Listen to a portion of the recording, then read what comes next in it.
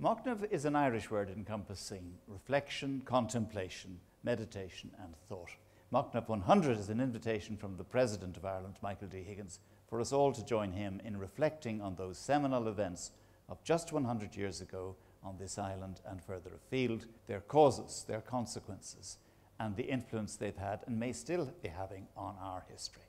As has been reflected already in this Machnamh 100 series of seminars, history can be a contested and emotive subject. It is often viewed very differently depending on one's nationality, sense of identity, tradition, or background.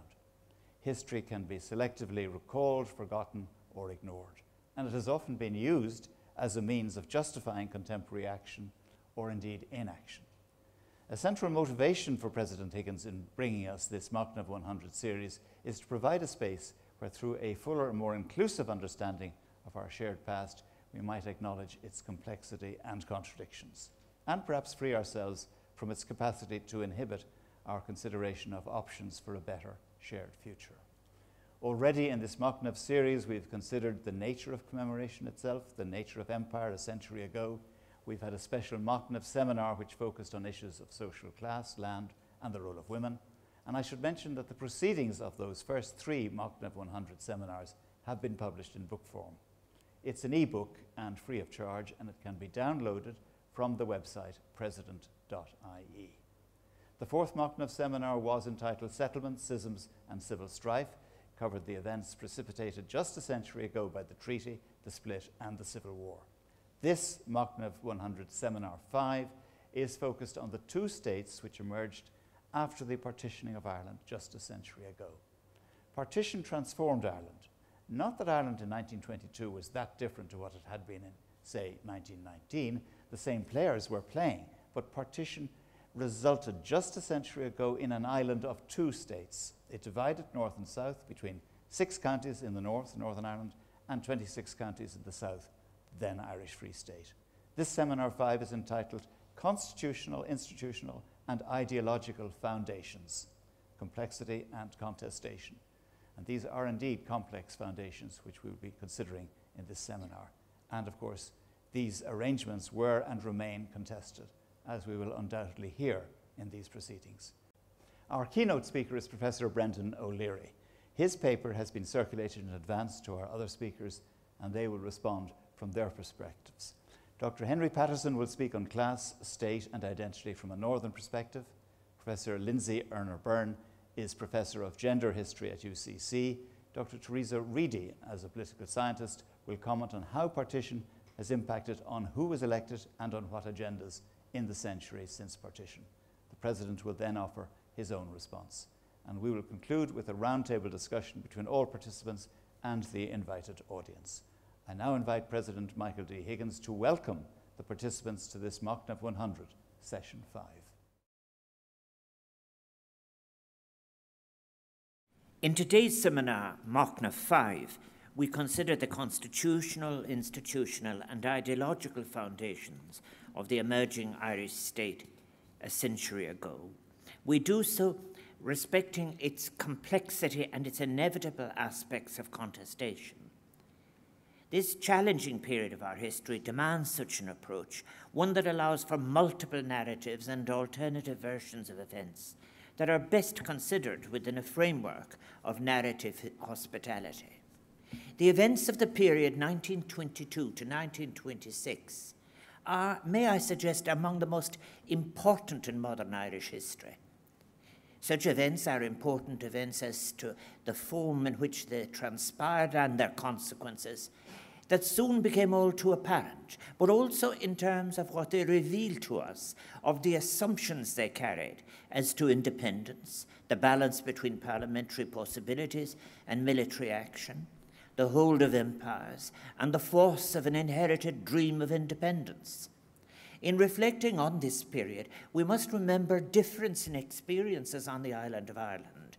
There was a huge difference beyond geography between those who had within empire experienced the benefits of the Industrial Revolution and its class conflicts, and those others struggling for survival, for land.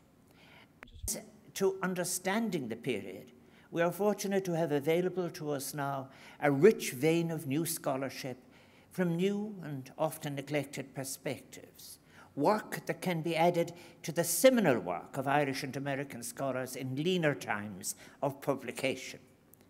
In preparing my own contribution for today, I have drawn on the work of some of these scholars, including Elaine Quillinan's work on the diaries of Joseph Campbell, as well as new scholarship from Terence Dooley and Shivra Aiken. Machnamh 100 is an initiative I have undertaken as Uachtaráin na hÉireann, building on previous work, seeking to enable reflections on the wider context of events, including the War of Independence, Civil War, and Partition. I have invited leading scholars with diverse perspectives to share their insights on the context and events of that formative period of a century ago, and to make a reflection on the nature of the act of commemoration itself. My motivation in convening Machnamh 100 is to address the complexity of the period, to engage in the exploration of motivations rather than the assertion of conclusions. Our efforts are aimed at understanding, and may I suggest that such efforts in relation to the past may assist us in addressing our present complexities and our future challenges on this island. May I thank Dr. John Bowman for agreeing to chair these seminars and for the excellent job he has done throughout, and Professor Gareth O'Tuig for his ongoing invaluable advice and assistance. May I thank, too, those who agreed to participate in today's Machnamh 5 seminar by providing original papers on various aspects of this period under examination, and we are fortunate to have with us such distinguished scholars. Today's principal address will be provided by Professor Brendan O'Leary of the University of Pennsylvania. Responses will be made by Professor Henry Patterson of the University of Ulster, Professor Lindsay of University College Cork, and Dr. Teresa Reedy, also of University College Cork. My own address will be entitled Interpreting the Period 1922 to 1926 in Irish History, Influences and Consequences. Just a word on our previous seminars. Our inaugural seminar held in December 2020 examined the nature and concept of commemoration itself in the context of today and of the national and global events of a century ago. Speakers included Professor Ciarán Benson, Anne Dolan, Michael Laffin, Joep Learson, and myself. And together we set out our intentions for what we are hoping to achieve from this series.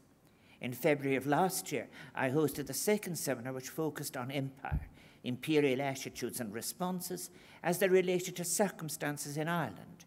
The main reflection was given by Professor John Horn, with responses from Professor Ewan O'Halpin, Dr. Mary Coleman, Professor Alvin Jackson, Dr. Niamh Gallagher, and myself. The third Machnamh 100 seminar took place in May last year and was entitled Recovering Reimagined Futures. This seminar focused on issues of land, social class, gender, and the sources of violence. And speakers included Dr. Margaret Callahan, Ms. Katrina Crowe, Dr. John Cunningham, Dr. Katrina Clear, Professor Linda Connolly, and myself. The fourth seminar took place in November last year, focusing on the truce, the treaty, and partition. It saw Professor Diarmaid Ferriter of University College Dublin provide the principal address, and respondents, in addition to myself, included Professors Mary Daly and Margaret Kelleher, both of University College Dublin, Dr. Dahlia Corran of Dublin City University, and Professor Falcon McGarry of Queen's University Belfast, all of whom delivered excellent responses. I hope that you find today's penultimate seminar thought-provoking, perhaps even challenging, and above all, a reminder of the importance of examining the history of this period through an ethical prism, and one that takes into account the view from below. Fáilte romh, Iliach, buin teann of us an seminar. For such a small part of the world's political map, Northern Ireland has certainly generated an enormous political literature, some thousands of books and academic papers. Brendan O'Leary is responsible for 29 books, of which he is author, co-author, or editor. His latest title, 3 volumes in fact, from Oxford University Press, is entitled A Treatise on Northern Ireland. Volume 1, Colonialism, Volume 2, Control, and the third volume, Consociation and Confederalism. This has won wide acclaim. It won the 2020 Donnelly Prize of the American Conference of Irish Studies, and his next book, presumably shorter, Making Sense of a United Ireland, will be published by Penguin this coming September. He is Lauder Professor of Politics at the University of Pennsylvania. Brendan O'Leary. Fellow citizens, 3 new political entities emerged on this island in 1922, the Irish Free State, Northern Ireland, and sometimes overlooked, the United Kingdom of Great Britain and Northern Ireland. 2 new states materialised. Northern Ireland was not one of them, though many have suggested otherwise, including James Craig, who boasted of a Protestant state in riposte to those who had allegedly boasted of a Catholic one. Northern Ireland has never met any formal definition of a state, not Hegel's, not Marx's, not Max Weber's, nor that of any other German eminence. Nor has it ever met any standard legal definitions. Legislated through the Government of Ireland Act of 1920, Northern Ireland was neither domestically nor externally sovereign and had never had constituent power. Differently put, it cannot make its constitution on its own. Intermittently, it has been a devolved entity with delegated powers, powers that have been revoked in favour of direct rule and that may be revoked again. In terms, as lawyers say, it has never been a state in a federation. Its powers could always be revoked. Throughout its existence, Northern Ireland has been subject to the overriding sovereignty of the Westminster Parliament, and still is, even though that Parliament repealed Section 75 of the Government of Ireland Act in 1998. The Suspension Act of 2000, passed and implemented without the approval of the Government of Ireland, is a recent illustration of this sovereign override. On April the 30th, 2021, a BBC reporter told us that a panel of historians set up to advise the government on Northern Ireland's centenary has settled on the 3rd of May as the birth date of the state. Admittedly, that must be the sole occasion on which a panel addressing a controversial topic in and over Northern Ireland has made an agreement to time, albeit with 3 days to go. The panel erred, however, if it thought it was naming the birth date of a state called Northern Ireland. The reporter mentioned that 7 other birth dates had been considered. My own writing, with some disposition toward mercy, has considered 4 plausible birthdays. December the 23rd, 1920, when the Government of Ireland Act was ratified. May the 3rd, 1920, when it entered into force. June the 22nd, 1921, when the Belfast Parliament was opened. And lastly, the occasion Unionists are inclined to forget, 8th of December 1922. That was when the Belfast Parliament voted to secede from the Irish Free State, into which it had been legally put by the treaty signed in 1921. That treaty was not ratified by the King in Parliament until late 1922, after the final draft of the Constitution of the Irish Free State had been ratified. The previous version had been rejected by the British Cabinet as incompatible with the Treaty of 1921, a rejection that made the war of green against green, the Irish Civil War, more likely. Any place with 4 or more birthdays is unlikely to be the subject of an agreed celebration or commemoration, and so it has proved. But one factual observation flows from the 4th birthday. If the people of both jurisdictions vote in future with concurrent majorities to create a sovereign united Ireland, then they would accomplish reunification, not merely unification. If Northern Ireland had a constitution before the Good Friday Agreement, it was the Government of Ireland Act, originally drafted to create 2 devolved parliaments within the Union, with continuing Westminster sovereignty and with continuing but reduced Irish representation in the House of Commons. The liberal, imperialist and conservative solution to Irish self-determination was to invent 2 Irelands, Northern and Southern, with a geographic insouciance that still rankles, especially if you come from Donegal. Unionist elites decisively shaped the final territorial definition of Northern Ireland, insisting on 6 counties, thereby betraying their co-ethnics in Donegal, Cavan and Monaghan. They did not, however, significantly debate or reflect they did not engage in an active Machnamh on what constitutional forms Northern Ireland should have. In practice, they resented inconvenient deviations from the Westminster mothership and would soon rectify them.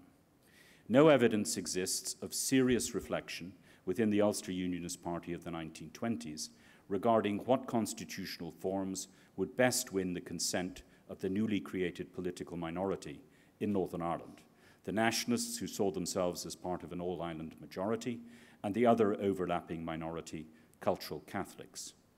Rather, the Ulster Unionist Party focused on control, preventing or putting down Republican rebellion, organising Unionists, and disorganising Northern nationalists and Republicans, who were, admittedly, doing a thorough job of disorganising themselves.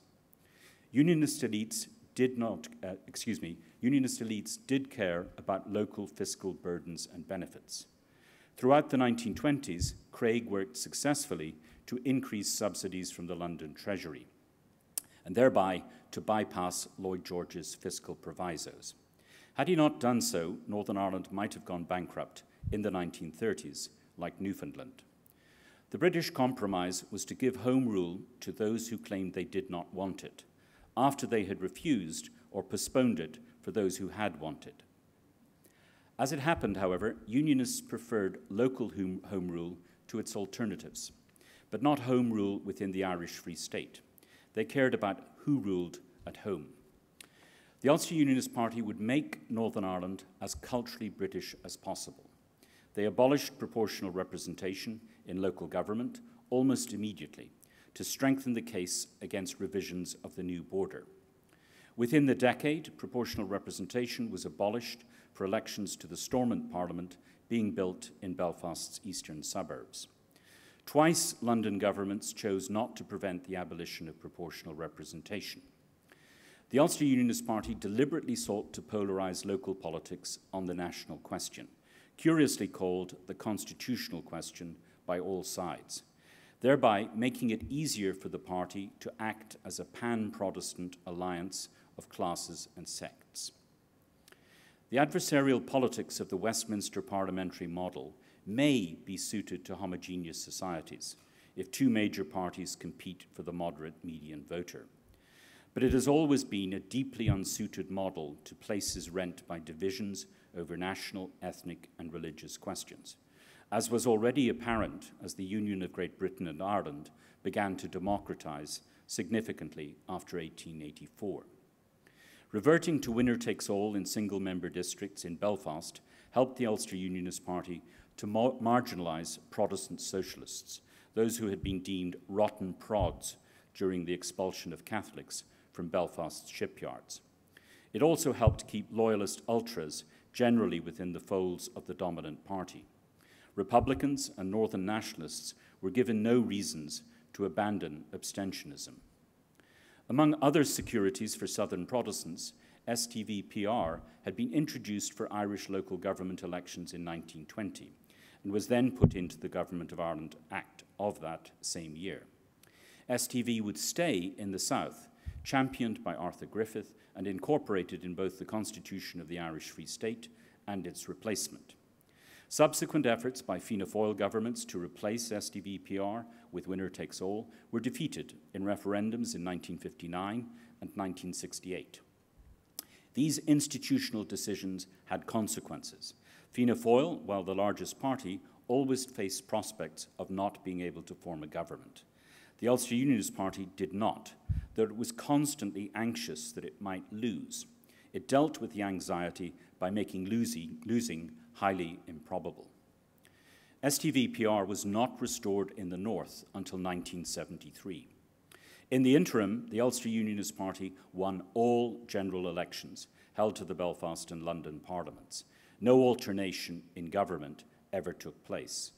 Two Prime Ministers, Craig and Brooke, served for 20 years each. Death in office may have been the most common means of changing cabinet ministers. There was no incentive to attract Catholic, let alone nationalist votes. The party did not debate Catholic membership until the late 1950s. Abuse of power was plentiful, especially where its exercise would further entrench the party. All the pathologies of the Ulster Unionist Party's dominance were aggravated by the abolition of PR, namely partisan control of the police and its B special reserves, gerrymandering, making elections into censuses of the loyal, direct and indirect discrimination against Catholics, nationalists and Republicans in employment, housing allocation and the building and siting of infrastructure, in the maintenance of an unreformed local government franchise, and the weakness of parliamentary opposition. Failure to protect the securities they had included in the Home Rule Acts typified Westminster's negligent oversight. Northern Ireland has remarkably been the subject of 5 major treaties since its creation. The founding treaty, amended by the Government of Ireland Act, putting Northern Ireland into the Irish Free State while allowing it to secede back into the UK, subject to 2 provisos: a boundary commission, which would, it seemed, create a fairer border, and an obligation on Northern Ireland to pay its full fiscal contributions, then known as imperial contributions. Neither proviso was fulfilled. Secondly, the Treaty of 1925 amended the foundational treaty, buried the Boundary Commission and the Council of Ireland, though the latter idea would be resurrected and rejected in the making and defeat of the Sunningdale Agreement in 1973 and 1974. Third, the Anglo-Irish Agreement of 1985 created the Intergovernmental Conference, pledged the further reform of Northern Ireland in return for Irish security cooperation, and incentivised power-sharing devolution. The latter was not agreed, however, until fourth, the British-Irish Agreement of 10th of April 1998, which promised to safeguard and implement the 3-stranded power-sharing settlement reached in multi-party talks in Belfast. Last and most recent is the Ireland-Northern Ireland Protocol, an integral part of the UK's withdrawal agreement of 2020 with the European Union, intended to preserve the gains of the 1998 agreement. The Government of Ireland was a party to just one of these treaties, that of 1925, but not as a state. The Good Friday or Belfast Agreement, the latter name is preferred by those who emphasise where it was signed rather than the day it was made, addressed how a Northern Ireland government would be composed, at least this side of a reunified Ireland. And it was agreed by double referendums, not just in the north, and negotiated and ratified under the supervision and with the exhortation of the 2 sovereign governments. Being the subject of 5 significant international treaties suggests that sustained insecurity describes Northern Ireland's constitutional trajectory, for which many are jointly culpable, not least Unionist leaders. Even the place's name has never been fully agreed. Unionists would have preferred to call it Ulster, taking the name of the whole for the larger portion. They lobbied for that name change in 1937, when the name of the Irish state was changed, and in 1949, when the Republic was redeclared.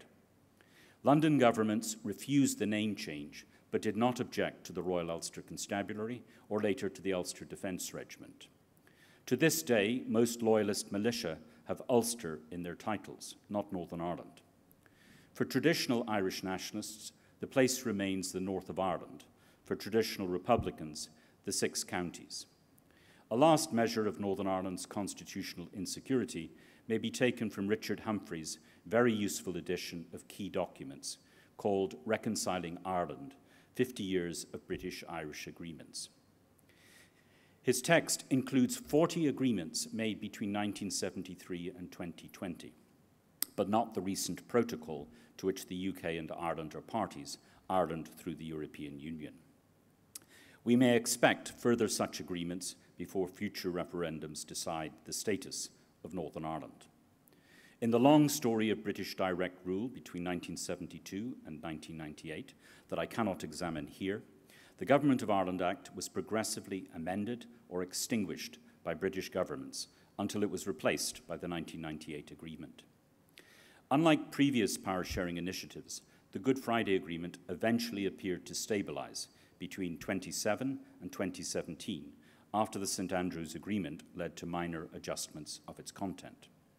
For the first time, constitutional arrangements enjoyed legitimacy throughout the island, as well as within and across Northern Ireland. The parties to the 1998 agreement included Republicans as well as loyalists.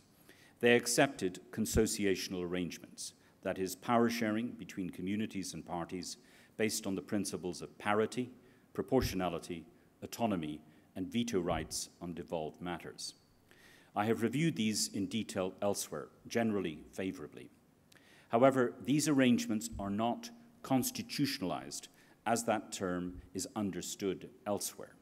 They're partly in what the UK calls a constitutional statute, the Northern Ireland Act of 1998, as modified by subsequent legislation, notably the St. Andrews Agreement. All that does, however, is to protect the Good Friday Agreement against implied repeal. There are also provisions in the text agreed by the parties in 1998 that are not incorporated into UK domestic law. These include the recognition of the right of the people of Ireland, North and South, respectively, to exercise their right of self-determination to create a sovereign united Ireland or to maintain the Union, and to do so without external impediment, and not least, the obligation of rigorous impartiality in administration by the incumbent sovereign government.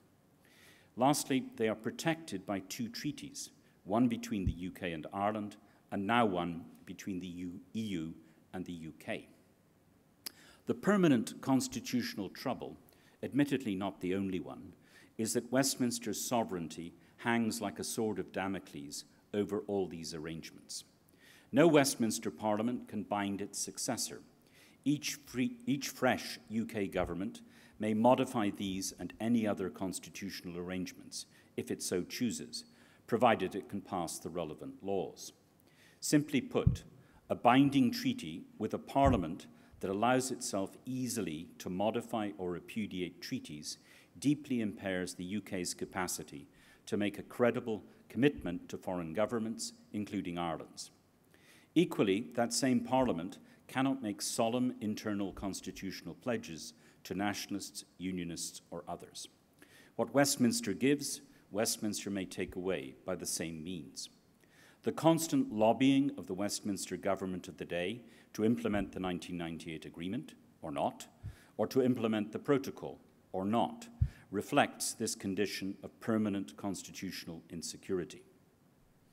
Perfidious Albion, I like to say, is a constitutional condition, not a national character trait. No Anglophobia is required for this diagnosis, or intended.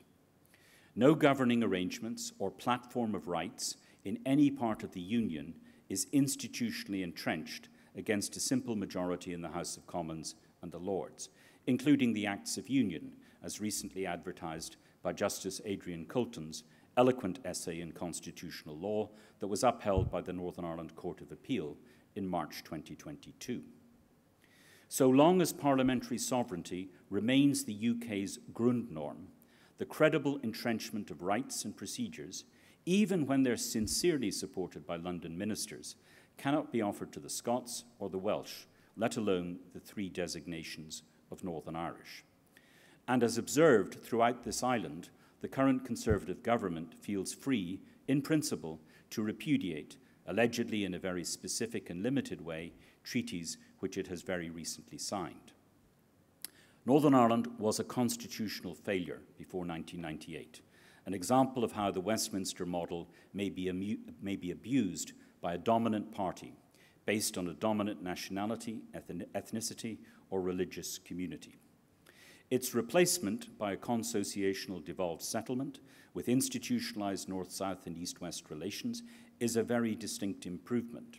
But that settlement has proven brittle, especially without sustained British and Irish cooperation and oversight. The settlement was not made by and has never been fully owned by leading English Conservatives, with the notably honourable exceptions of Christopher Patten and John Major. The fragility of the settlement has been exposed by the Johnson administration's decision to choose a hard exit from the EU for Great Britain, while in bad faith signing a protocol to address the Brexiteers' afterthought, Northern Ireland. Whether the 1998 settlement endures remains to be seen. If it does, it will ease a more benign path towards reunification. The Irish Free State, by contrast to Northern Ireland, was a state and became a free state. Statehood was in its founding title, but Westminster's lawyers sought unsuccessfully to keep it constrained by the narrowest construal of the treaty. The domestic sovereignty of the Irish Free State was mostly clear at the outset, albeit constrained by the articles of the treaty ratified by Dáil Éireann and the Westminster Parliament in 1922. The Free State immediately had the treaty-making powers of Canada, and by 1923, against the wishes of His Majesty's government, it was recognized by the League of Nations, of which it would become a member in good standing. By 1931, Westminster had renounced the right to legislate for any dominion, the designation through which British drafters of the treaty had hoped to confine the sovereignty of the Irish Free State. Within 15 years, however, most of the constitutional articles, including most of those in the treaty that had been imposed against the first preferences of the Irish negotiators, were gone.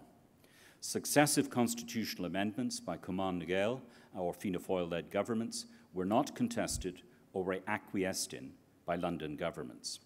The Irish of the Irish Free State adopted Bunreacht na Éireann by referendum in 1937. Literally, that is the fundamental or basic law of Ireland, but officially it is translated as the Constitution of Ireland. Unlike the Free State Constitution, the Bunreacht was entirely made in sovereign Ireland and ratified by its sovereign people alone, through their own parliament and by a referendum. It thereby achieved a widespread standing that its predecessor had never attained, because both the treaty and London's rejection of the official first draft of the Constitution of the Irish Free State were accompanied by a British threat to renew war. The following year, 1938, Neville Chamberlain's government, on the advice of his senior military officers, relinquished the so-called treaty ports, leaving the government of Ireland fully sovereign over its territory. The so-called economic war was settled at the same time in De Valera's and Ireland's favour. So by 1939, the state named Ireland in the English language had become fully externally sovereign, demonstrated through its subsequent neutrality throughout World War II. In all but name, it had become a republic again, with an elected president described as taking precedence over all other persons in the state. That would be you, Uachtaráin. The outstanding features of the treaty, contested by nationalists of all hues, Northern Ireland's existence, was tactically, but not tactfully, addressed in Articles 2 and 3 of the Bunreacht. These claimed the whole island as Ireland's national territory, but confined the jurisdiction of the Oireachtas to the territory of Saoirseach Éireann. Seen as aggressively irredentist by Unionists, these articles were qualified by Article 29 of the Constitution, which obliged Ireland to obey international law and to settle territorial disputes peaceably. They deliberately left open the possibility that Northern Ireland could be transferred to Ireland by an agreement between Great Britain and Ireland, without the consent of Northern Ireland's Parliament or a majority of its people. After 1937, Irish governments effectively did not recognise Northern Ireland, silently repudiating the agreement of 1925. Irish sovereignty was prioritised ahead of détente with the Northern government. Non-recognition was fully reciprocated by the government of Northern Ireland's cultural and ideological distance from De Valera's Ireland, which it berated for betraying the treaty, one that the Ulster Unionist government had not recognised at the time. We also now know that in June 1940, Craig wrote to Churchill recommending that Scottish and Welsh regiments should be sent to topple the regime in Dublin and to install a British military governor. On this occasion, Churchill did not agree with Craig. Mutual non-recognition persisted. The Prime Ministers of Ireland and Northern Ireland did not meet between 1925 and 1965. The UK did not recognise Ireland by its official name until 1998. Ireland did not fully recognise Northern Ireland by its name until it ratified the British-Irish Agreement and modified Articles 2 and 3 in 1999 to specify mutual consent for reunification. Disputes over names and refusing to recognise one another's preferred names feature in the base currency of deep national and ethnic conflict. The Constitution of the Irish Free State was replaced for two reasons. One was to complete the implementation of De Valera's document number 2, his alternative to the 1921 treaty that had been rejected both by the British and by a majority of his fellow Sinn Féin cabinet members and a majority of the revolutionary Dáil Éireann. The other reason was that the Constitution of the Irish Free State had become too British, but not in any monarchical sense. Unexpectedly, each article could be amended by a simple majority of the Oireachtas. That is to say, the Oireachtas became sovereign in the way that the Westminster Parliament is sovereign. Legally, that development was allowed to happen through the exploitation of a badly drafted, albeit misinterpreted, Article 50. What is it about articles numbered 50? In that article, the entrenchment of the Constitution had been postponed for 8 years, initially to enable minor corrective amendments by ordinary legislation. But it was then extended for 16 years through arguably invalid amendment of the relevant amending provision. Had the planned entrenchment occurred, then a referendum passed by a qualified majority would have been required to ratify constitutional amendments. Legally, the de facto shift to Oireachtas sovereignty was also enabled by a curious court judgment by Judge O'Connor in a case in 1924.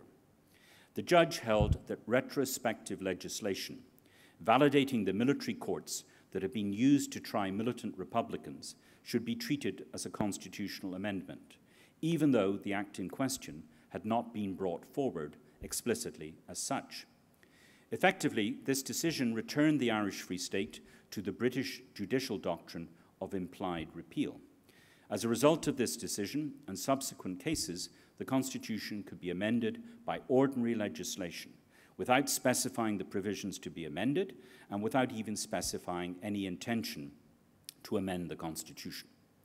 The Cumann na Gael government also abolished the article enabling a popular initiative to launch a referendum because Fianna Fáil began to mobilise to hold one targeted against the treaty. Despite its eventual failure, the Irish Free State Constitution nevertheless deserves some backward glances of approval, but not because of its unstable compromise between a democratic and republican ethos and British monarchical symbolism, but rather because of its innovative ambitions and its good faith intent to accommodate Irish Protestants and Unionists, including Ulster Protestants. The innovative ambitions included the desire to entrench citizen, not parliamentary sovereignty, by making the people sovereign and by requiring referendums to change the Constitution, and the desire to establish judicial review to ensure that governments did not breach the people's rights. The accommodationist ethos was present not just in the determination to keep STV-PR as a safeguard for Protestants throughout the island, but in the decision to establish a Senate in which Protestants would be significantly overrepresented, a goal lost when the Senate became party politicized. Last but not least, all of the 3 internal drafts of the Constitution of the Irish Free State obliged a request from Michael Collins regarding the North. Article 44 of the final Constitution had the following provision: the Oireachtas may create subordinate legislatures with such powers as may be decided by law.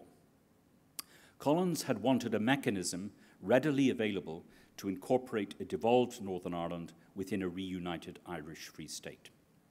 15 years later, Eamon de Valera kept open the option for subordinate legislatures.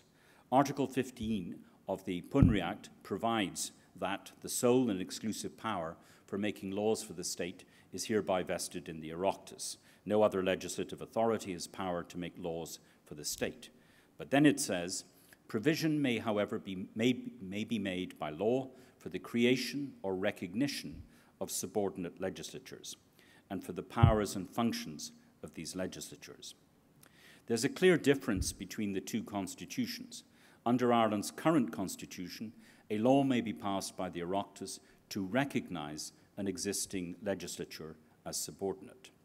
At the time, this text allowed for the recognition of the Northern Ireland Parliament, which had been running for some 16 years when Bunreacht na Éireann was ratified. The same clause could, however, be used to recognise the current Northern Ireland Assembly as a subordinate legislature. De Valera's constitution has proved robust and flexible, surprising many. It has become a constitution as ordinarily understood. The Oireachtas is not sovereign. The constitution protects popular sovereignty. Referendums are required to amend the constitution. Judicial review and presidential reference for judicial review have helped protect constitutional and human rights, both those that are explicit and those Americans call unenumerated. The Constitution has been sufficiently flexible to allow Articles 2 and 3 to be amended to reflect the principle of concurrent consent for Irish reunification, and to enable amendments, starting with the modification of Article 44 on religion, that reflect the country's thoroughgoing secularization, as well as its integration into the European Confederation. It is sufficiently flexible to allow for two different models of future reunification, one with the continuing Northern Ireland Assembly and one in which Northern Ireland is dissolved. It must, however, be radically amended or replaced if federation becomes the chosen model of reunification, an unlikely possibility, I believe. The Constitution's preamble, however, is not fit for purpose. It reads as sectarian, whatever the drafting intent. Likewise, the provisions on declarations for office holders, including the president's, need to be fully secularized. Its drafting spirit was patriarchal and regressive regarding women's rights. A full scan and deliberation over the Constitution, particularly its language provisions, is minimally necessary before the momentous and galvanizing prospects of reunification referendums circa 2030. Comprehensive replacement, however, may not be required unless the model of reunification chosen is based on holding a constitutional convention elected by the entire people of the island. The other state created in 1922, the United Kingdom of Great Britain and Northern Ireland, is sovereign over Northern Ireland. It is sometimes inaccurately referred to as the British state in Northern Ireland because there is no good adjectival form for UK. Ukania and Ukanian, advanced by Tom Nairn, have no extensive followers. In 1922, the territorially reconstructed United Kingdom lost more of its sovereign territory, 22%, than Germany had at Versailles, 13%, a vivid testament to the failure to incorporate Ireland into British nation building. This downsizing, under the pressure of ballots and armed insurrection, caused no significant political aftershock within Great Britain. No institutional transformation occurred akin to France's reconstruction during withdrawal from Algeria. Any prospects of home rule all around or federalising the UK died, surviving only in the Round Table Group, a pan-Dominion or a set of Commonwealth imperialists led by Lionel Curtis, who had been an advisor to Lloyd George during the making of the treaty and after. From the perspective of British political elites, especially the Conservatives, downsizing from Ireland, north and south, was almost a complete success. Ireland no longer sent over 100 MPs to the House of Commons. Tiresome Irish questions were removed from the Commons, aided by a Speaker's Convention blocking parliamentary questions and discussions on matters devolved to Northern Ireland. The Tories could also count on 10 to 12 UUP MPs at Westminster to take the Conservative whip until 1972, a phenomenon which concentrated Harold Wilson's mind when Labour won a House of Commons majority of 4 seats in 1964. Managing Ireland became largely a question of international relations, whereas Northern Ireland was delegated to a small number of officials in the Treasury and the Home Office. The removal of the Irish question from the Commons also unexpectedly facilitated the growth of Labour and the Conservatives at the expense of the Liberals. Class is the basis of British party politics. All else is embellishment and detail. So wrote a professor of politics in 1967. That illusion was easier to believe after 1945 and before the duopoly of Labour and Conservatives began to break down in the mid-1970s. At least Scotland and Wales were part of the embellishment and detail. Northern Ireland was not. It was not treated as part of British party politics. Its details did not fit class politics, even though its dominant party represented conservative British Protestant culture in nearly fossilized forms. Intellectual neglect within the British Academy mirrored the political neglect in Westminster and Whitehall, and in the press and civil society. British imperial elites also quickly judged that partitioning Ireland had been a success, whence the confidence with which some of their officials advanced partition as a solution for Mandate Palestine and so-called British India. After 1918 and 1945, the victors of 2 world wars saw no reason to replace their constitution, essentially the English constitution, with its core doctrine of parliamentary sovereignty. Later, the not-so-post-imperial political elite of Greater England found European integration, especially the European Union, a profound challenge. There they encountered a constitutionalized confederation in the making, rather than an international organization to be treated à la carte. We all know how that tension ended, or at least appears to have ended. Grafting the English constitution onto the European Confederation eventually did not work. Although, ironically, the divorce took place after a referendum intended to resolve intra-elite disagreement among the Conservatives. 20 years ago, it had not been absurd to imagine the UK evolving in an informally quasi-federal manner within a confederalizing Europe. That vista, however, has gone like the snows of yesteryear. Until England, and I mean England, constitutionalizes in a conventional manner by removing sovereignty from its imperious parliament, it will remain an awkward partner to its domestic neighbours and its sovereign neighbours. Awkward is a polite adjective. Indeed, the dissolution of the 2 unions, that of Great Britain and that of Great Britain and Northern Ireland, may occur before the English determine to join the club of genuinely constitutionalized democracies. The rules for the dissolution of the union with Northern Ireland are agreed in a treaty. The rules for the other union are not. The current Conservative Prime Minister reserves the right to determine when the people of Scotland may next decide on their self-determination. Finally, the late John Kenneth Galbraith always said you should say finally to give hope to your audience. Finally, we must learn from our constitutional experiences. 1922 was a bloody year throughout most of the island. Both emergent jurisdictions experienced civil war. Both initial constitutional orders were failures by the evaluative standards of constitutionality I have used here. We still live with the consequences. The compromises of 1937 and 1998 did not definitively settle the constitutional orders of the South and the North. The terms and conditions for future referendums on the possibility of reunification are specified in the 1998 agreement, though not with the detail many would like to see. They're also protected by 2 treaties. However, adequate constitutional preparation for the possibility of the referendums has not begun. The nature of the UK state and Northern Ireland's lack of statehood puts a particular onus on the Irish state to prepare for the possibility of reunification.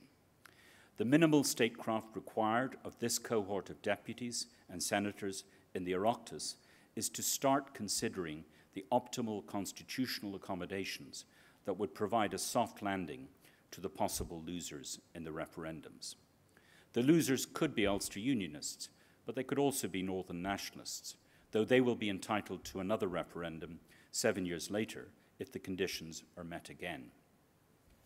I have been told that it is a bit rich for the Irish to demand that treaties be honoured, given that the independence of Ireland was accomplished through unilateral amendment or repudiation of a treaty's articles. There is, however, an incomparable difference between voluntary treaties, freely negotiated and ratified, and coerced treaties imposed by the threat of terrible and immediate war. Similar comparative condemnation should attach to insincere treaty making. Preserving constitutional order and avoiding any diminution in the protection of rights across the island is the immediate challenge faced by our politicians. Preparing all, South and North, for the possibility of reunification, so that it may occur as democratically, peaceably, and constitutionally as possible, is the larger and more demanding challenge, both for this political class and for those who will follow them. Thank you.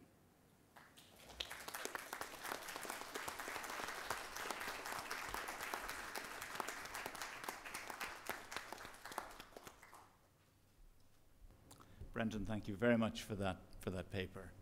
Much to discuss there. We now have 3 respondents, and then we have President Higgins' response. Professor Henry Patterson is Emeritus Professor of Irish Politics at Ulster University. He's written extensively on 20th century Irish history, including Ireland's violent frontier, the border and Anglo-Irish relations during the Troubles. And his paper is entitled Class, Statehood and Identity, a Northern Perspective. Henry Patterson. Thank you, John, and thank you, President Higgins, for giving me the opportunity to speak at this 5th session of Machnamh 100. Professor O'Leary has provided us with an impressive, historically informed political science overview of the Free State, Northern Ireland, and the UK since partition. My focus is a narrower one that addresses an issue that has been largely absent from the decade of centenary's treatment of the North, that of class and unionist identity. My focus will be on 2 groups, the shipyard owners and shipyard workers of Belfast. This is also in part the history of my father's family, who arrived in East Belfast from Scotland in the last decade of the 19th century. Their history, in particular, that involving employment in Belfast's premier industry, can be used as a concrete example of the radical and sectarian tendencies within a key sector of the Protestant working class. At times, these tendencies cohabited in the same individual, as Conall Power has recently demonstrated in his work on the shipyard playwright and master of an Orange Lodge, Thomas Carnduff. From the 1880s, the industrial and political bloc between the shipyard owners and their largely Protestant labour force was, in the words of Arthur Balfour to the War Cabinet in 1918, the heart of the Ulster movement. Belfast's engineering and shipbuilding industries were orientated outwards to an Irish Sea triangle, of which the other points were Glasgow and Liverpool, and beyond that to the Empire. In the case of the shipyards, a broader imperialism of free trade also linked them to markets in the United States and Latin America. The city's most dynamic period of economic and demographic expansion would not have happened without these links. The founders of Holland and Wolff and Workman and Clark shipyards were either migrants from the north of England and Scotland or their second-generation descendants. A unionism without these productive forces would have found it much harder to resist Home Rule. By 1914, Harland and Wolff employed nearly 25,000, when its works in Liverpool and Southampton are included. In Belfast, along with Workman Clark, the shipyards employed over 20,000 workers. The industrial might of Belfast in British and international terms is well summed up by the economic historian David Edgerton. Belfast could claim Harland and Wolff, the largest shipyard in the world. Belfast Harbour built the largest dry dock in the world. It had in the Sirocco Works, the world's largest tea-drying machinery maker, and in the Belfast Rope Works, the largest maker of rope in the world. Shipyard workers set their own records. The Guinness World Record in riveting was set by a Workman Clark riveter in 1918. Much of this industry was located in the east of the city, across the Lagan from the city centre and the older, largely textile-based industrial districts of the Shankill and the Falls. The giant Queen's Island works of Holland and Wolff, the Rope Works and the Sirocco Works were all in the Ballymacarrat district, whose main artery was the Lower Newtownards Road. The expanding workforces were housed in row after row of new red brick terraces in east and southeast Belfast, many of which were built in the last 2 decades of the 19th century. It was in this part of Belfast that my father was born in 1917 to parents living in D Street, which runs north from the Lower Newtownards Road towards the Queen's Island. The family, like many other Scottish Presbyterian migrants, arrived in Belfast from the shipbuilding centres of the Clyde in the 1890s. That decade had seen the population of the city expand from almost 260,000 to just under 350,000, the largest increase in its history. Migrants from other shipbuilding centres brought not only their trades, but also their politics. In 1893, some of the workers expelled from Harland and Wolff were identified as Scottish Home Rulers. My great-grandfather William had been a riveter on the Clyde. According to the 1901 census, the family was living in 10 Melrose Avenue, a recently constructed terrace of 6 houses off the Beersbridge Road, a few hundred yards from the roadworks. William was now a riveter in Harland and Wolff, while his son Henry and a daughter Eliza were employed in the roadworks. By 1912, both William and Henry were working in Harland and Wolff. Henry was now also a riveter, following the common path of many skilled shipyard workers throughout the UK, where apprenticeships, jealously guarded by the craft unions, were obtained through the intervention of a father or other relative. Given the religious and ethnic divisions in Belfast, this meant Protestant domination of the shipyard crafts. Henry married and moved to Hollycroft Avenue, the next street up the Beersbridge Road. A few streets further was Hindford Street, where in 1945, at number 125, George Ivan Morrison, the great Van Morrison, was born, the son of an electrician in Harland and Wolff. In 1912, William and Henry walked down the Beersbridge Road to the Bloomfield Avenue Presbyterian Church to sign the Ulster Covenant. Henry was in the Orange Order, which by 1914 had over 13,000 members in Belfast, an increase of almost a third since the introduction of the Third Home Rule Bill. The Orange Order never constituted a solid bloc within unionism, representing as it did a wide range of views and social groups. It was as divided by class as with the broader unionist movement. D Street had a hall of the independent Orange Order, a radical working class schism from the main order led by a shipyard worker, Thomas Sloan. Sloan's successful bid to become MP for South Belfast in 1902 had been financed by William Perry, the managing director of Harland and Wolff, and at that time a Home Rule supporter. Perry's family, like most of the Presbyterian business class in Belfast, had been liberal in politics and anti-Orange down to the 1880s, when Gladstone's support for Home Rule had pushed the majority into a unionist alliance with their former Conservative opponents. Perry had maintained the faith, in part because his support for Catholic and Labour representation on Belfast Corporation when he was Lord Mayor had robbed him of a unionist nomination for South Belfast. He soon afterwards declared his support for Home Rule.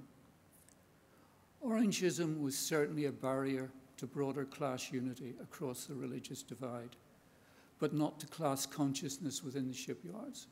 In 1920, some of the trade union militants expelled were Orange men. Portrayals of the order as embodying a colonially rooted ethos of Protestant superiority over Catholics get only part of the truth of working class Orangism. FSL Alliance's description of the order still rings true. It appealed to religious primitivism, but it also provided colour, poetry, and its own kind of magic for ordinary drab lives. A photograph taken on a piece of open ground in D Street in 1912 shows 3 rows of men seated and standing wearing orange and black sashes and collarettes, with at each side members of the East Belfast UVF in uniform and carrying rifles. The men are standing in front of Lundy's pole, a telegraph pole converted into a symbolic display of loyalist determination to resist Home Rule and cast out traitors. In February 1912, Perry had organised a pro-Home Rule meeting in Celtic Park in Belfast, addressed by Winston Churchill and John Redmond. 4 days later, he was pelted with flour, rotten eggs and herring when getting the steamer to Scotland in Larne. By 1920, Perry had reverted to unionism. De Valera and Collins were perceived as such a direct threat to the future of the shipyards that he was making contingency plans to transfer the business to the Clyde. At the north end of D Street, before the bridge which took workers into the shipyard, was the Oval, the ground of Glentoran Football Club. The land on which the Oval was built, along with a large part of Ballymacarrat between the Queen's Island and the Lower Newtonards Road, was owned by the property developer, factory owner and unionist politician Sir Daniel Dixon. Dixon was a key mover in the floating of Glentoran as a public company in 1900, along with Gustav Wolff and Perry. In 1912, the Oval was the venue for an anti-Home Rule rally where the crowd created a human Union Jack. Glentoran was the sporting embodiment of a unionist class alliance. The player register for 1911-1912 lists the trades of the players: fitters, caulkers, shipwrights, platers, painters, and shipyard labourers. Craftsmen were the shipyard elite and constituted around 2/3 of the workforce. Tasked with riveting together the iron and steel plates of a ship's hull, the riveters were amongst the highest paid crafts. These were Lenin's labour aristocracy, the skilled workers who formed the bedrock of craft unionism and labour politics. However, although their wages were higher, the work was insecure due to the very severe business cycle of the industry. Unemployment was common, even in periods of prosperity. Working on the hulls of ships in all weathers was dangerous, and deaths and injuries from falls or objects falling on workers were common. The constant noise of hammering resulted in many riveters being deaf by the end of their 30s. Inhalation of fumes from the heating of rivets could lead to lung disease. It killed my grandfather at the age of 50. Many of those who attended the 1912 Unionist rally were by January 1919 involved in the shipbuilding and engineering workers' strike for a reduction of working hours from 54 to 44, which shut down the city for 3 weeks. Emmett O'Connor has labelled the 2 years from the summer of 1918 to the summer of 1920 as Belfast's 2 red years, pointing to the mass strike and the election of 13 Labour councillors to the corporation in January 1920. The shipyard expulsions of July 1920 have captured the attention of historians. However, the broader social and economic history of Ballymacarrat, its industrial muscle and trade union history have hardly featured in analysis of this period and the subsequent history of the Northern Ireland state. The shipyards contained a dark tradition, manifest since the 1860s, of vicarious retribution against Catholic workers for the political and violent acts of Irish nationalists in other parts of the island.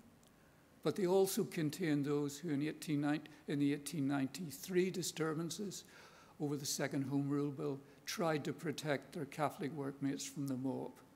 The main craft unions condemned the violence and intimidation in 1893 and 1912.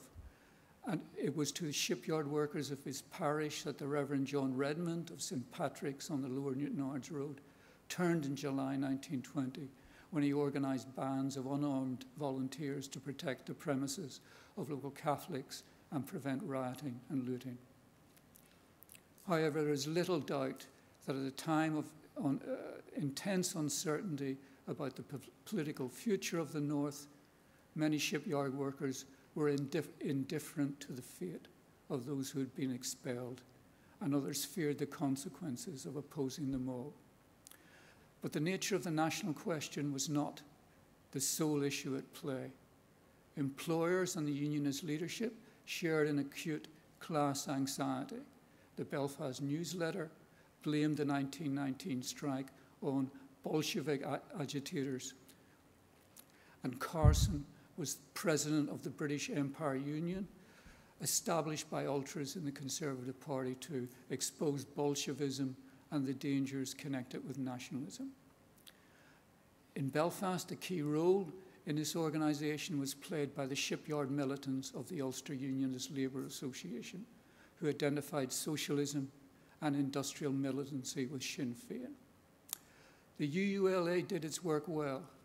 Over 1,850 of the expelled were Protestants, many of them trade union and labour activists. Along with the high rates of unemployment from the mid-1920s to the end of the 1930s, the spectre of shipyard radicalism, which had so troubled unionist leaders in 1919, was banished. The Second World War resulted in an upsurge of militancy in the shipyards, engineering factories, and aircraft factories, which between them employed around 40,000 workers in 1944. It was the heavily unionised shipyard and engineering workers who made Northern Ireland the most strike-prone region of the UK during the Second World War. It was East Belfast workers, many of them from the shipyard, who gave Billy McCulloch, General Secretary of the Communist Party of Northern Ireland, almost 6,000 votes in the 1945 Stormont election. Without the fear of losing this class's support, the unionist government may well have indulged its most reactionary sectors and used devolution to keep out the welfare state when it was introduced in the rest of the United Kingdom after 1945. My grandfather was part of the respectable working class, with no time for rioters, but equally no sympathy for red flaggers.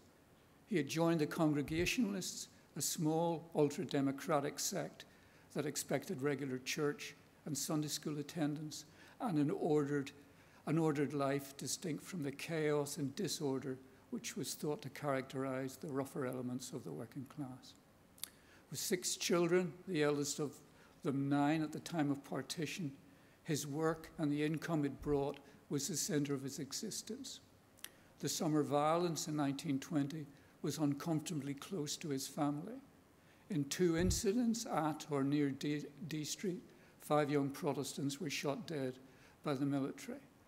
However, with some of the best wages for skilled workers in the UK and relatively full order books down to 1925, Harland and Wolff provided the means by which he was able to exit East Belfast and take his family to the safely unionist town of Bangor.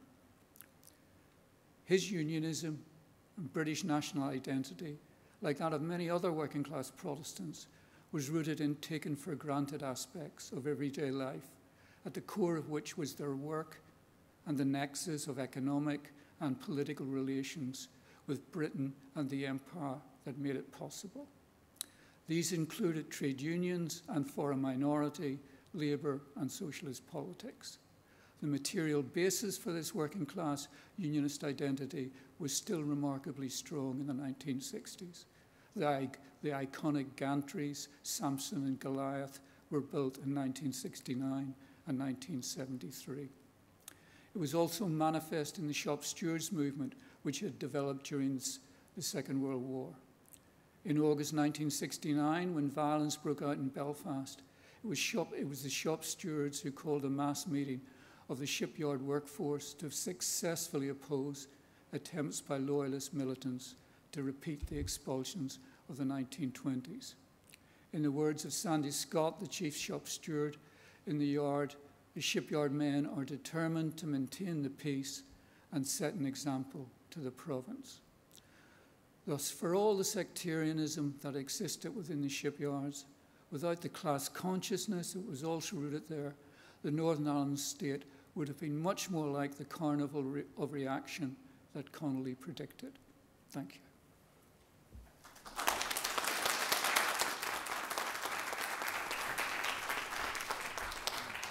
Thank you, Henry. Professor Lindsay Erner Byrne is our next respondent, and she's Professor of Irish Gender History at the School of History in UCC. She's published widely on modern Irish history with a focus on poverty, welfare, gender, sexuality, health, and vulnerable and marginalised groups. Her most recent book, co-authored with Diane Urquhart, is The Irish Abortion Journey, 1920 to 2018. Her paper in this seminar is entitled Institutionalizing Exclusion in Modern Ireland. Thank you for that generous introduction, and thank you, President, for the invitation to address you here today. It's a real privilege to be involved in such important reflections, and it's a nice time as well to draw attention to the humanities and the contribution that we can make, in particular history, to understanding ourselves as a nation and possibly making for a better future, I hope. I'm going to start with a little bit of a vignette or a story, and from there I want to open out into thinking about what the state meant for the people that were to live in it. On the 25th of August 1928, the readers of the Connacht Tribune were informed. On Thursday morning, a young woman inmate of the Magdalen Asylum Galway, whose name is stated to be unknown, escaped from the institution.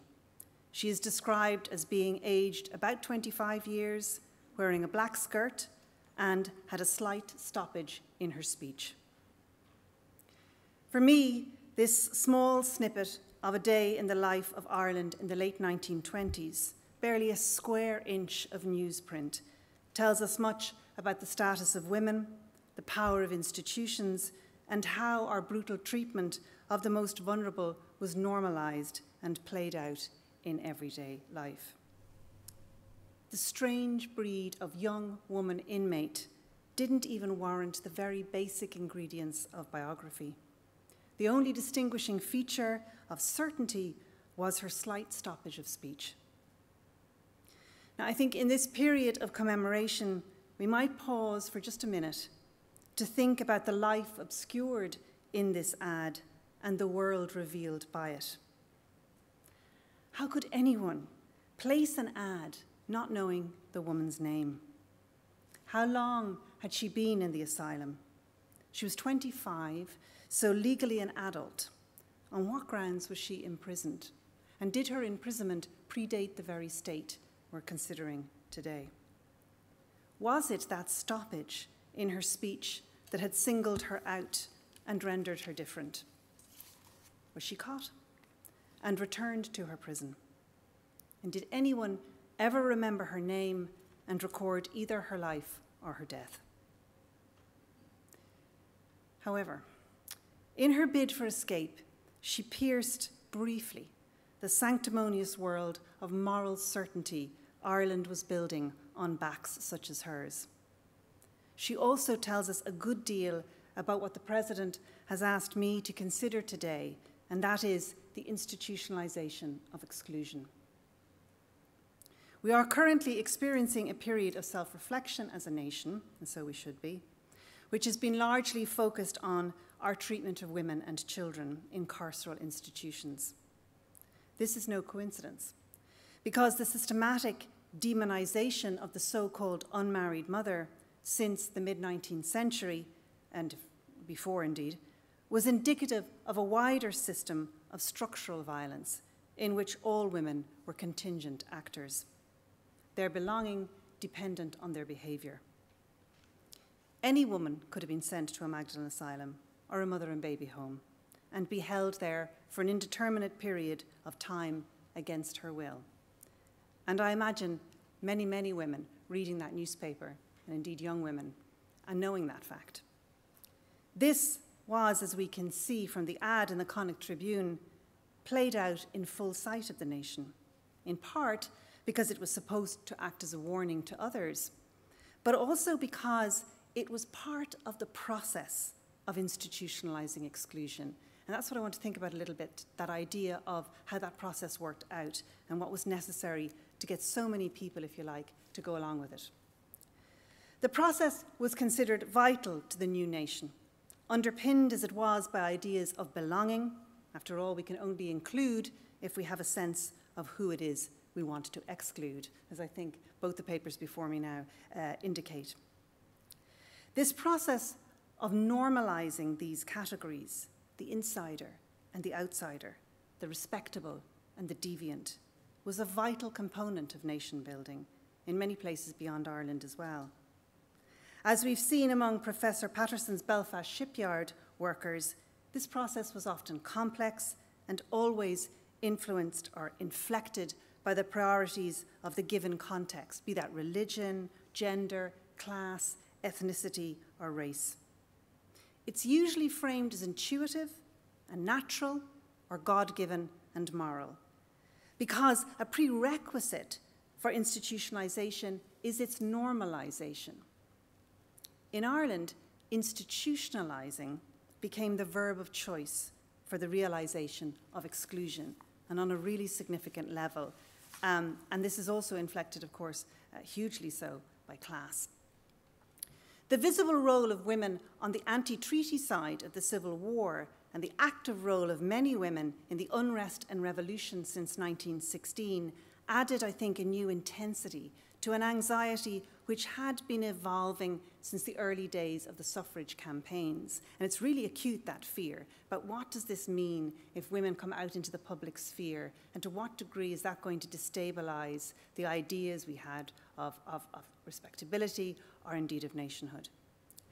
Thus, characterizing the women engaged in the Civil War, and these were the kind of words often used, as hysterical, crazed, and emotional, God forbid, did important work in denying them any political agency, and I think also in effectively undermining the idea of women as capable of independent political consciousness that wasn't dangerous. And it's really subtle and not so subtle in some environments, but the impact of that was really subtle on the ideas of who held political consciousness and who could engage with their statehood on those terms. As Cardinal Logue lamented in 1923 from a pulpit quite similar to this one, a number of young women and girls have become involved in this wild orgy of violence and destruction. Should this fell spirit spread, he warned, alas for the future of motherhood in Ireland. We have ever been proud of the women and girls of Ireland, and justly so, he told his audience. Their reputation has been a precious asset of the nation. So, while there's little doubt, I think, that the fear of social unraveling underlay much of the so-called moral panic of the 1920s, these people were afraid that this civil war would be unstoppable, and that fear is very, very obvious in the way in which it fuels the sort of gendered representation of this chaos. Irish nationalism and unionism's cleavage to the precepts of respectability, I think, were equally important drivers of this agenda. How deviance is classified and marginalization is defined tells us a good deal about where political power lies. The notion of respectability provided fertile soil for the making of a fledgling Irish nation embedded, as it was, in middle-class ideas of ownership, progress, governance, and control. In effect, respectability became an organizing principle. It had places and spaces for people, creating a logic of governance and behavior by ordering, protecting, and confining. And I want to come back to that idea of protecting.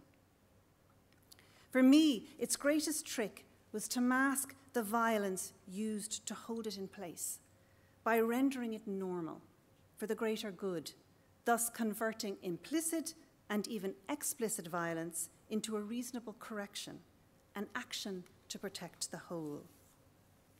On Confirmation Day 1924, the Catholic Bishop of Galway explained to his flock that there were 6 local women, he said, on the parish, due to their lapses in virtue.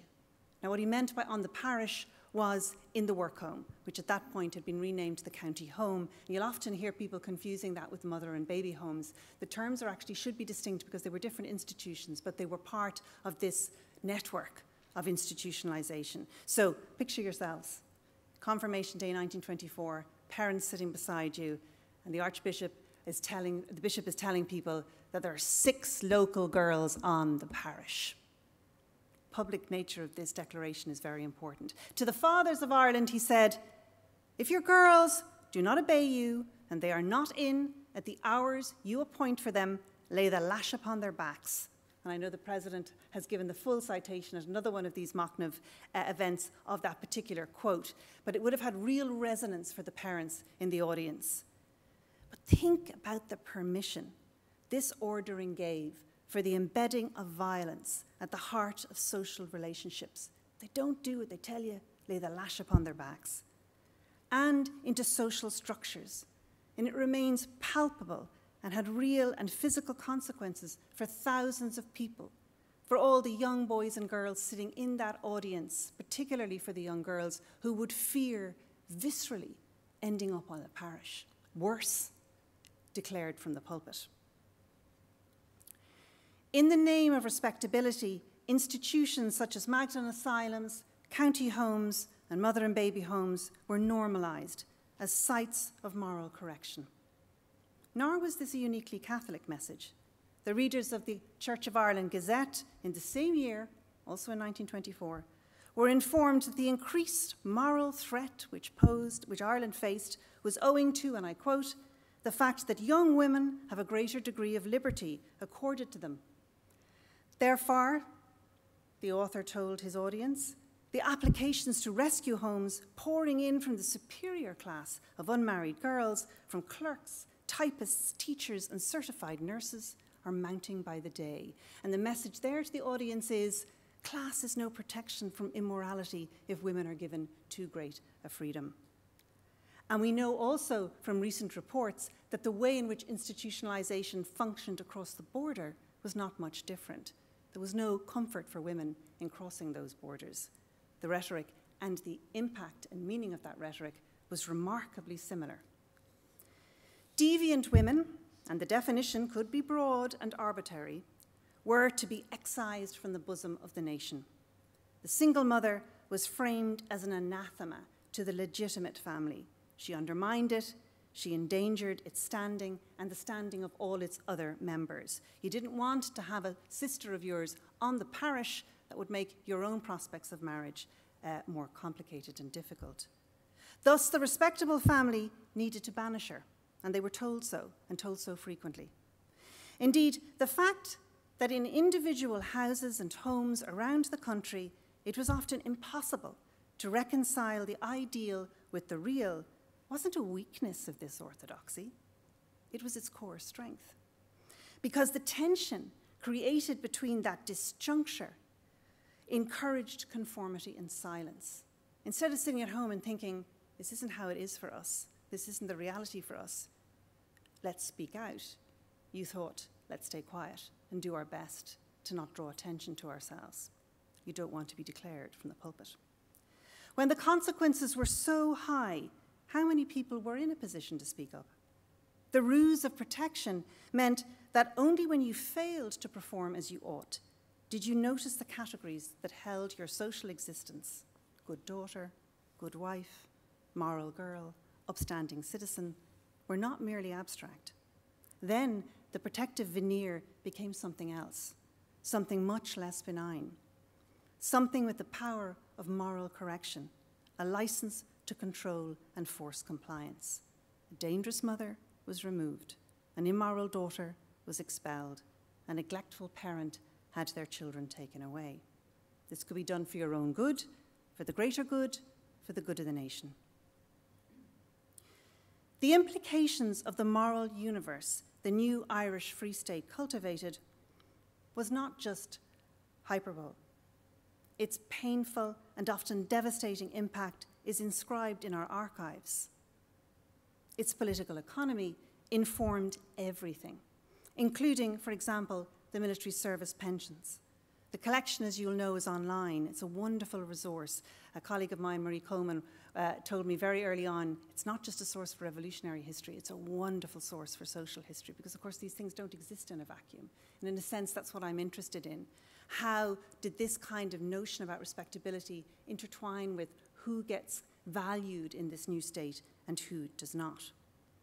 And I'm interested in how that plays out on a micro level. We think about the rhetoric, and we tend to quote the Archbishop from the pulpit, and that's who we remember. But what did what he said actually mean for individual people? Well, let me give you one example from the pension collection. In 1922, Mrs. Rose P. sought a pension for herself and her 2 small children upon the death of her 24-year-old husband, shot dead after only 3 weeks of service in the new National Army. However, there was a fly in the official ointment. Rose had not been legally married to the father of her children.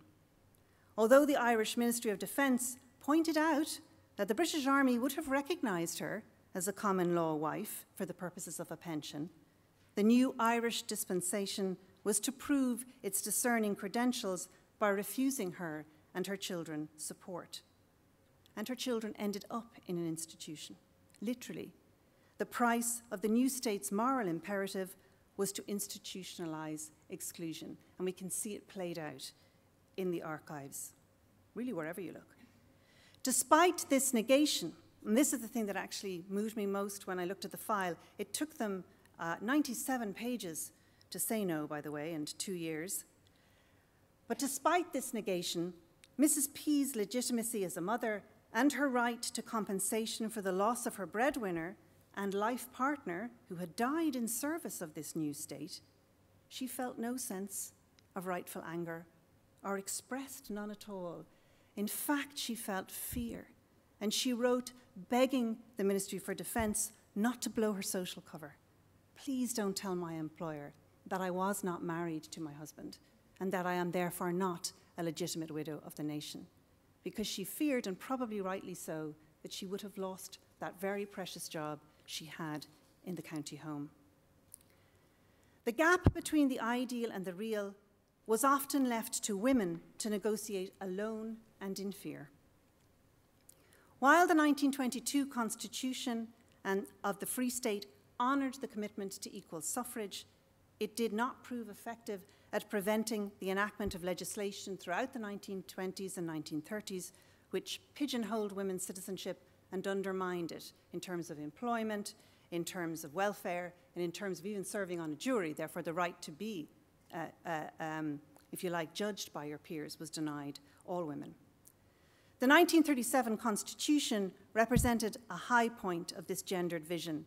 It's been referred to already by our keynote speaker in terms of how regressive it was in defining women's role through their capacity as homemakers. Indeed, in a response to the draft constitution, the Joint Committee of Women's Societies called out the ruse of protectionist rhetoric for what it was, telling De Valera, the only protection women need and the only protection women ask is equality under the Constitution of rights and opportunities. And I think their use of the word opportunities is really interesting. They were one of the few organisations actually campaigning on behalf of the unmarried mother, and were aware of the way, of the implications for opportunities in a way that lots of other contemporaries weren't really until the 50s and 60s. Miss Rose P. might well have agreed with them, but ironically for her, and for thousands of women like her, the 1937 Constitution may have pigeonholed her as a homemaker, but it was never matched by its promise. It promised not to force women from the home due to economic necessity. And as J.J. Lee remarked, this was honoured more in the breach than the observance. So what of historians? And I'll conclude with this reflection on my discipline.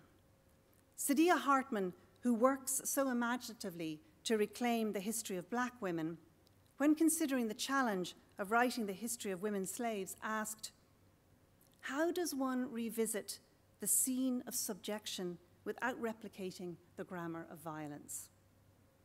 One clear way, I think, to avoid reinscribing the harm of the past in the narrative of our history is by deconstructing the ecosystem of power that has shaped the nation, its archives, and in many respects, the discipline of history itself. We might start by asking how many people could have afforded to see the world differently? Who was in a position to act differently? What would it have taken to produce a counter-narrative of inclusion and compassion, to say to Miss Rose P., of course, the nation will take care of you and your children. That's what we fought for. How many lived against the grain of the consensus, absorbing their pregnant daughters, standing by their disgraced children, siblings, or neighbours? What were their strategies, and what can we learn from them? Institutionalizing exclusion was pivotal to the structural violence that underpinned inequality in the past. A failure to acknowledge this in the history we write misses how central it is to the story of the nation and to the continuity of those inequalities today. Thank you very much. Thank you.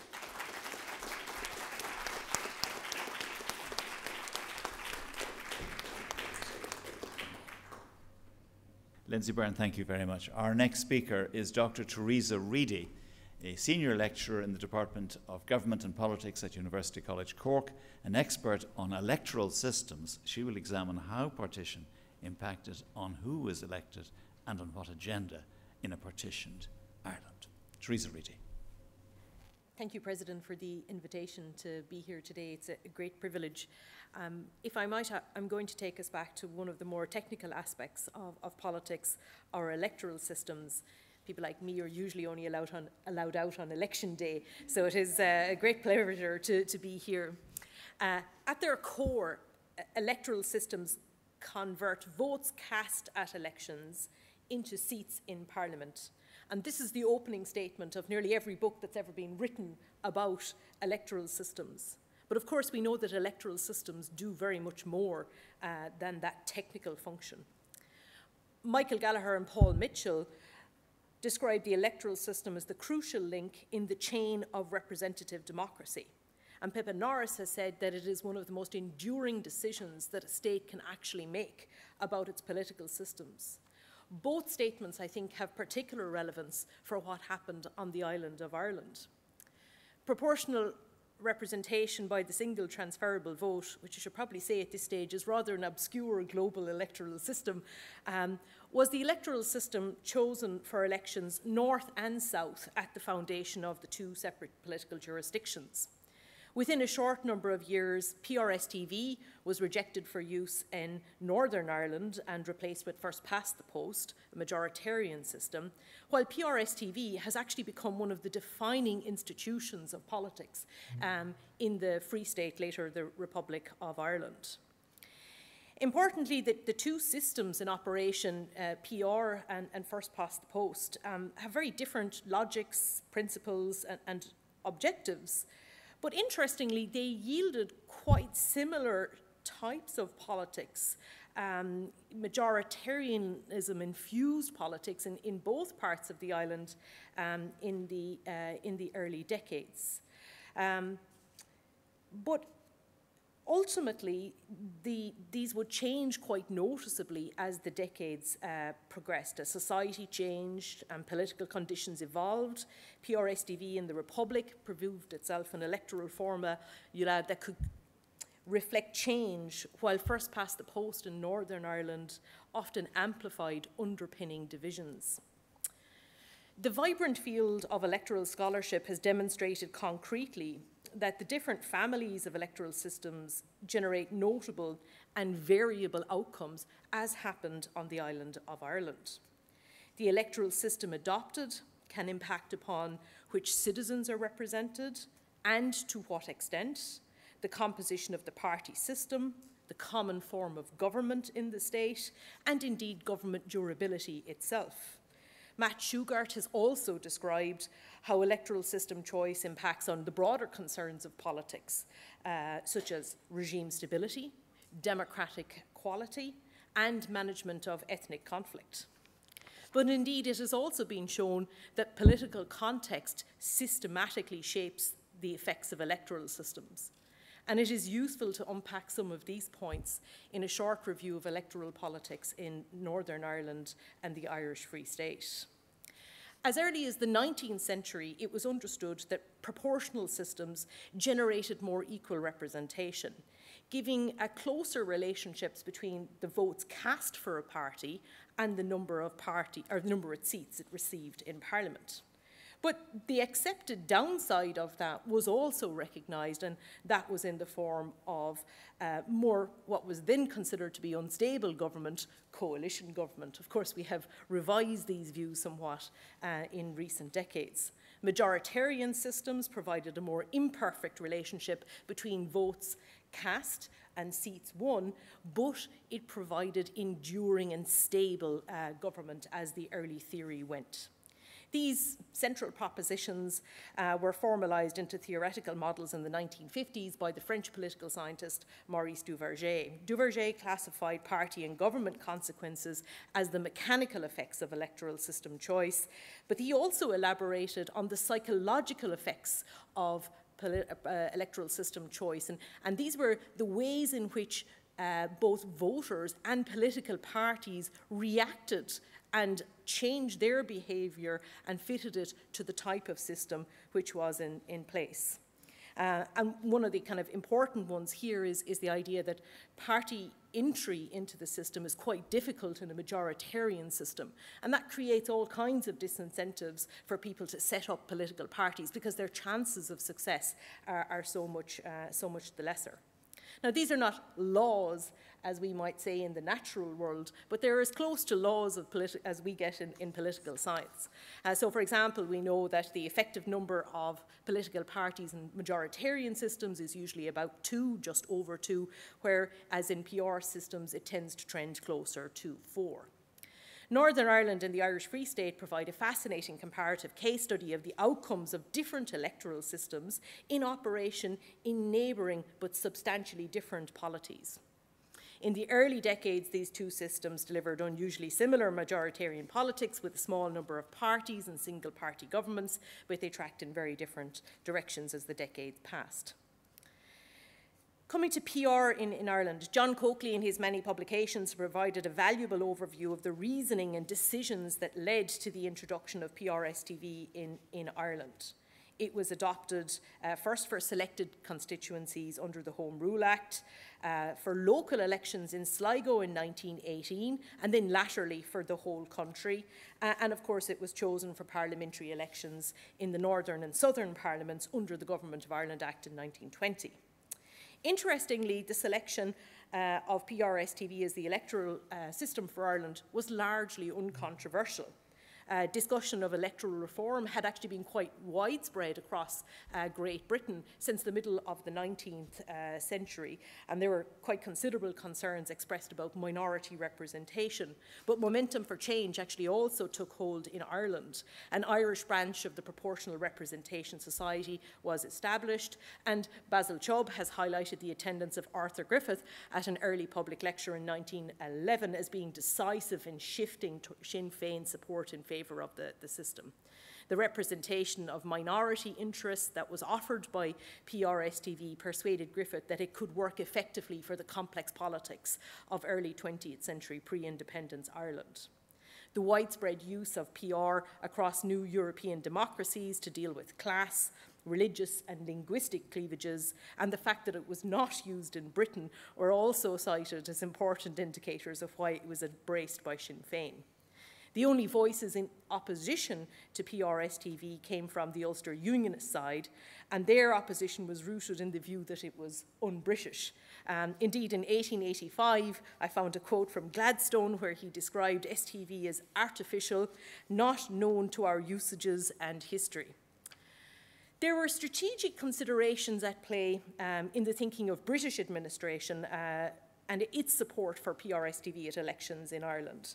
It was persuaded that the system could deliver representation for the Protestant minority on the island, the Southern Unionist minority, and the Northern Unionist majority. Con O'Leary has argued that the outcomes of elections, specifically in the 1918 election, in which nationalists swept the board using first past the post, reinforced support for STV as an alternative because it could prevent the kind of electoral outcomes that had been achieved. He cites later newspaper coverage of the Sligo local elections that used PRS-TV and the fact that Sinn Féin was actually pushed into second place at those as important in persuading Southern Unionists that PR could protect their interests and deliver minority representation. The PR system also delivered representation for nationalists in local election districts in Northern Ireland, kind of further reinforcing that particular view. So British electoral reformers favoured PRSTV. And there's also another important point, and one that we won't say much about today, and that is that it is a system that is considered to preserve the relationship or the link between voter and constituency representative in a way that other forms of PR do not, and one that was actually quite valued given the legacy of British elections and their intent and focuses. So with the British administration on side and tacit support from nationalists, PRSTV emerged as the electoral system of choice for parliaments north and south. PR was included in the Anglo-Irish Treaty of 1921 and was later transposed into the Free State Constitution.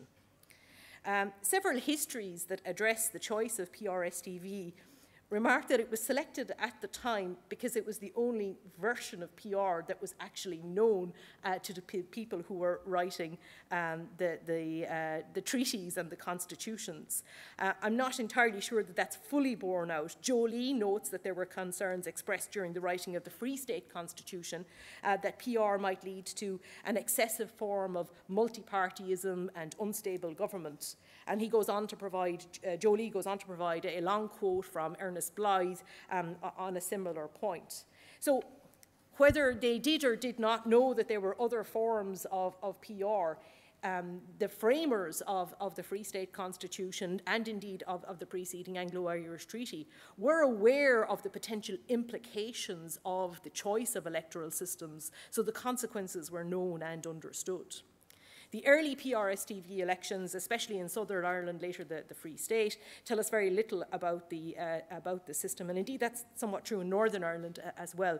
Electoral pacts and uncontested seats delivered preordained outcomes, so it's difficult to infer very much from how they operated. The first, what we might today term a free and fair general election, was held in 1923.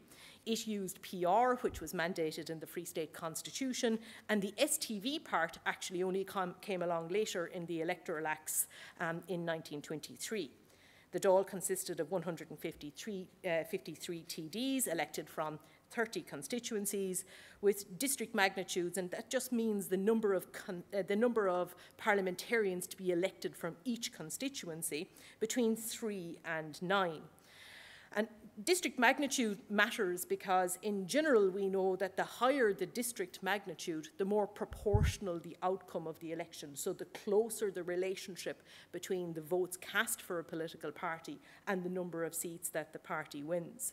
And it's something that is kind of a persistent thread through analyses of elections later in the Republic of Ireland, because although we have a proportional system, we have tended to have district magnitudes that are somewhat lower than in other countries that use proportional representation.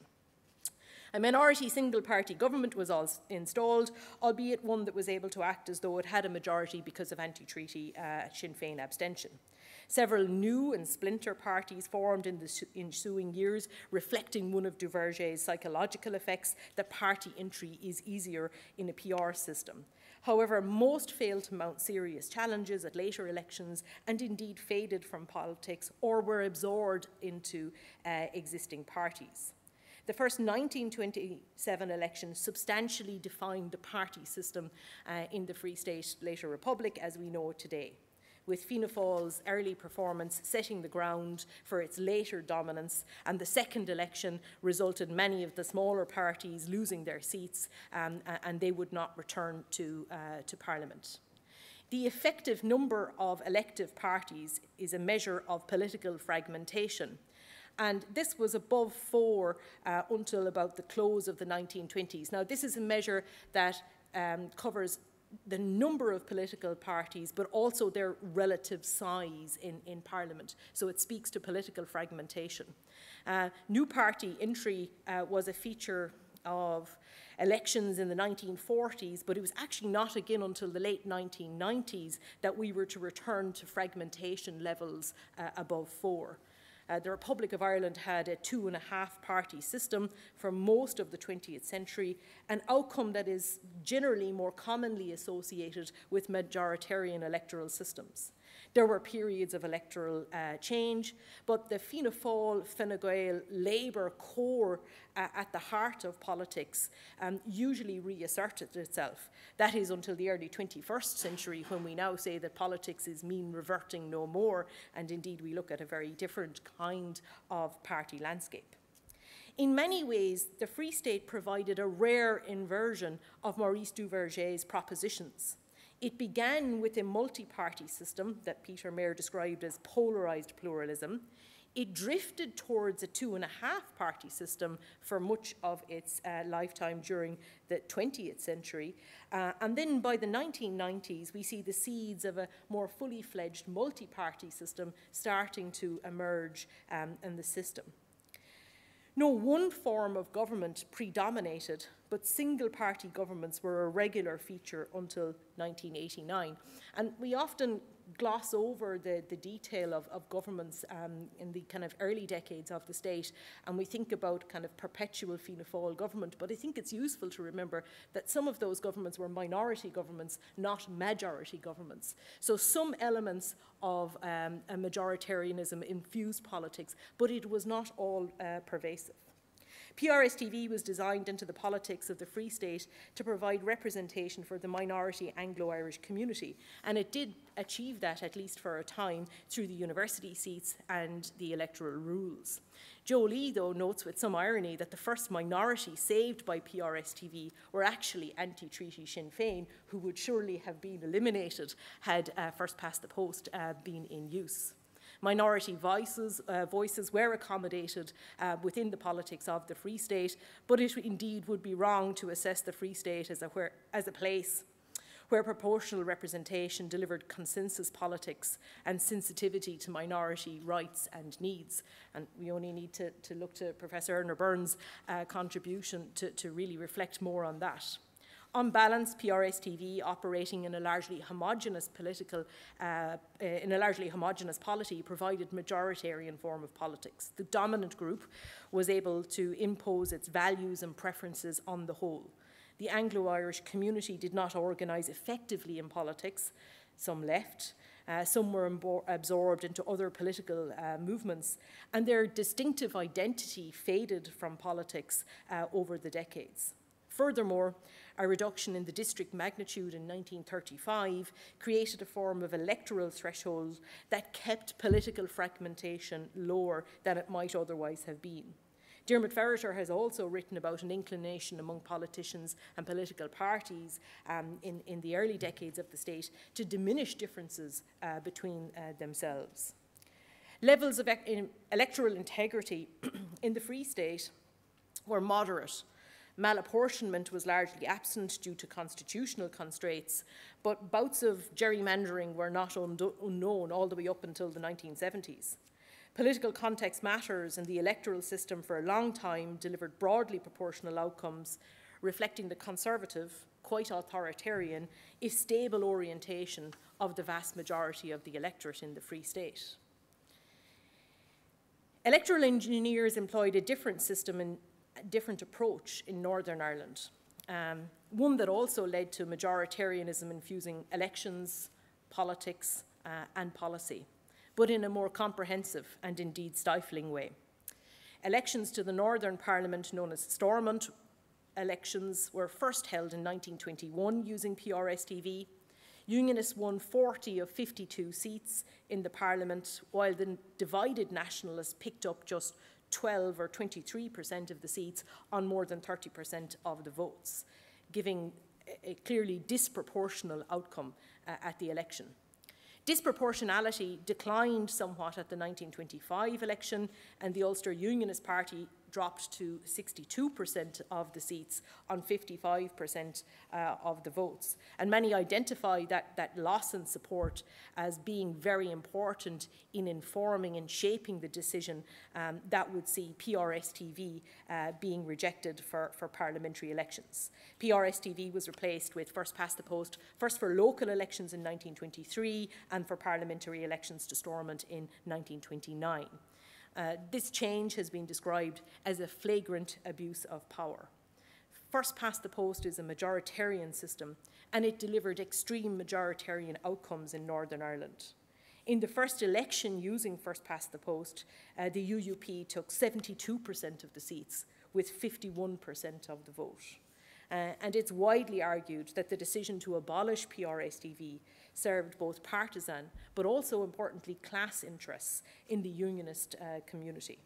First past the post ensured a dominant two-party system and perpetual single-party UUP government, features that were not to be interrupted until 1972.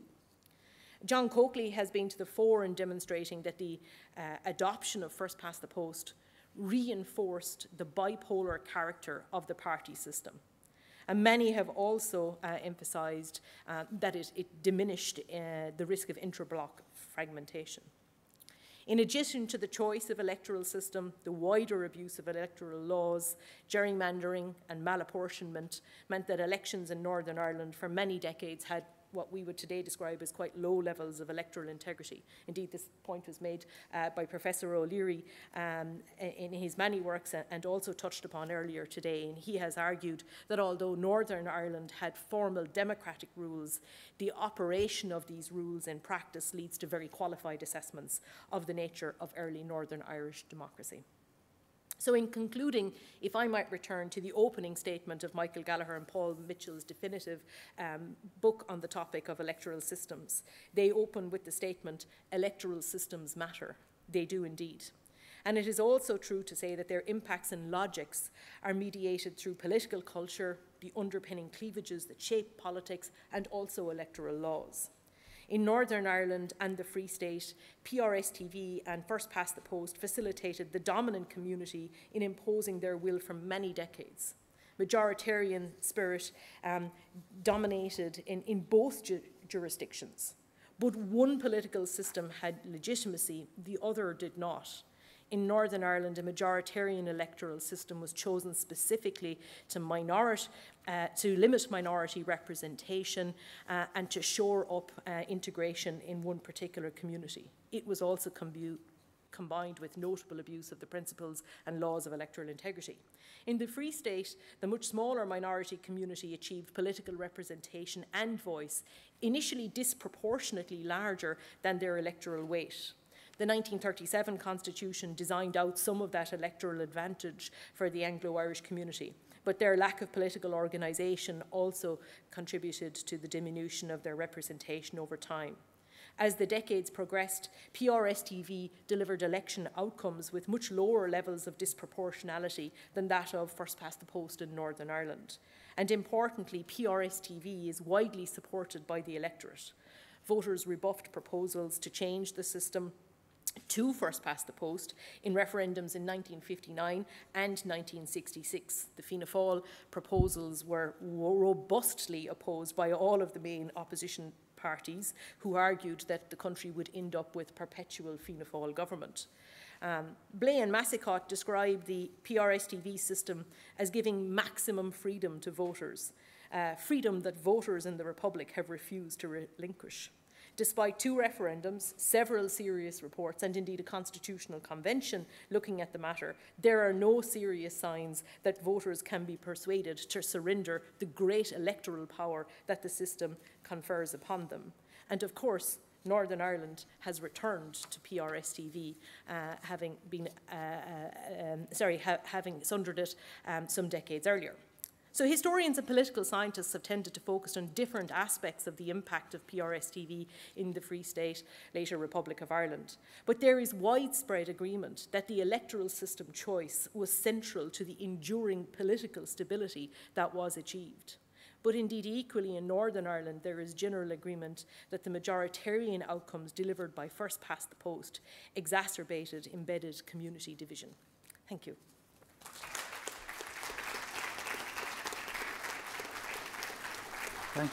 Thank you, Teresa. Our next speaker, I now invite President Higgins to respond to Professor O'Leary's paper. The events of the period 1922 to 1926 are among the most important in modern history, not only in terms of how they fell out and the consequences that flowed from them, but in what they tell us about the assumptions they carried about independence, of the balance between parliamentary possibilities and military action, of the hold of empires and the force of a mythic dream of independence. Where a balance was won, had to be struck, it was one that accommodated overt and covert strategies, and within each an ongoing tension as to the value of radical or accommodating projects in relation to the release from empire or accommodation within it. One cannot avoid, I feel, reflecting on what lives might have been saved, relationships allowed to survive and develop, had the express will and vote of the vast majority of the people of the island for independence in 1918 been accepted and acted upon. We have our independence because it was fought for. Yet neither the war with an empire that the majority had voted to leave, nor a later civil war on the implications of the conclusion of the treaty were inevitable. The decisions on the forms of independence were not strictly, of course, for the making by Irish people with their differing perspectives. They were being influenced by imperialist thinking, one that saw the cohesive value of loyalty to a crown, a perspective perhaps underestimated in Irish negotiations. There was, too, a huge difference beyond geography between those who had within empire experienced the benefits of an industrial revolution and its class conflicts, and those others struggling for survival, for land, within a landlordism that, while it held ownership of land, in part as a means of status advancement in the society at the heart of empire, a society that viewed them as landowners to be on occasion visited in their domains, but not in any terms to be regarded as equals. As to understanding the period, we are fortunate to have available to us now a rich vein of new scholarship from new or neglected perspectives that can be added to the seminal work of Irish and American scholars in leaner times of publication.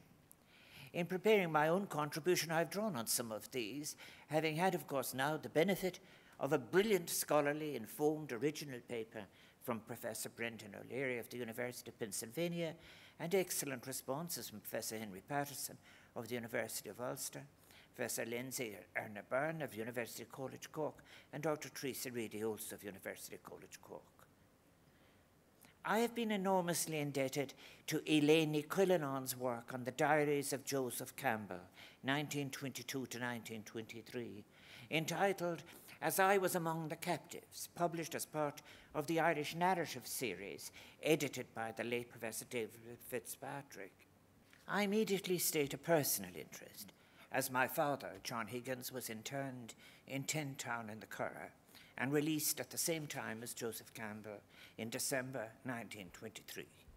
I should say that my father's brother, Peter, was at this time in Renmore Barracks, Galway, in the National Army. My aunts were on a small farm in County Clare. They did not take sides in the Civil War, although active in the War of Independence, but they sent parcels with cakes and cigarettes and items of food or clothes to those interned, while also seeking news of possible releases from local senior Free State figures. I believe Joseph Campbell's diary is incredibly important. As Elaine Quillan points out in her introduction to it, it is written by somebody who was already a well-known literary figure at the time of his imprisonment and the writing of the diary. Born in Belfast, he had spent time in what was the South Ulster Gaeltacht and had experience too of all the current literary movements, including modernism, which he discussed in the huts with Sean O'Cota and Francis Stewart, fellow prisoners. Older than most internees, he was also exceptional in educational or social background terms. The majority of those interned were, for the most part, experienced in the underclass of city life, or in secure non-inheriting sons from small farms, the trades, with bar and grocery strongly represented. It is from being among them, including the sharing of their lost hopes, that Joseph Campbell has left us his daily account, one that is sensory and deeply moving. It demonstrates the influence of his knowledge of and respect for work on confinement such as that of Dostoevsky, and his references to James Joyce's method of recording the minutiae of sensory experience is contemporary to Joyce. I was particularly interested in the period of the diary from Frank Aiken's announcement of the end of the Civil War on the 24th of May 1923. All is lost for the internees.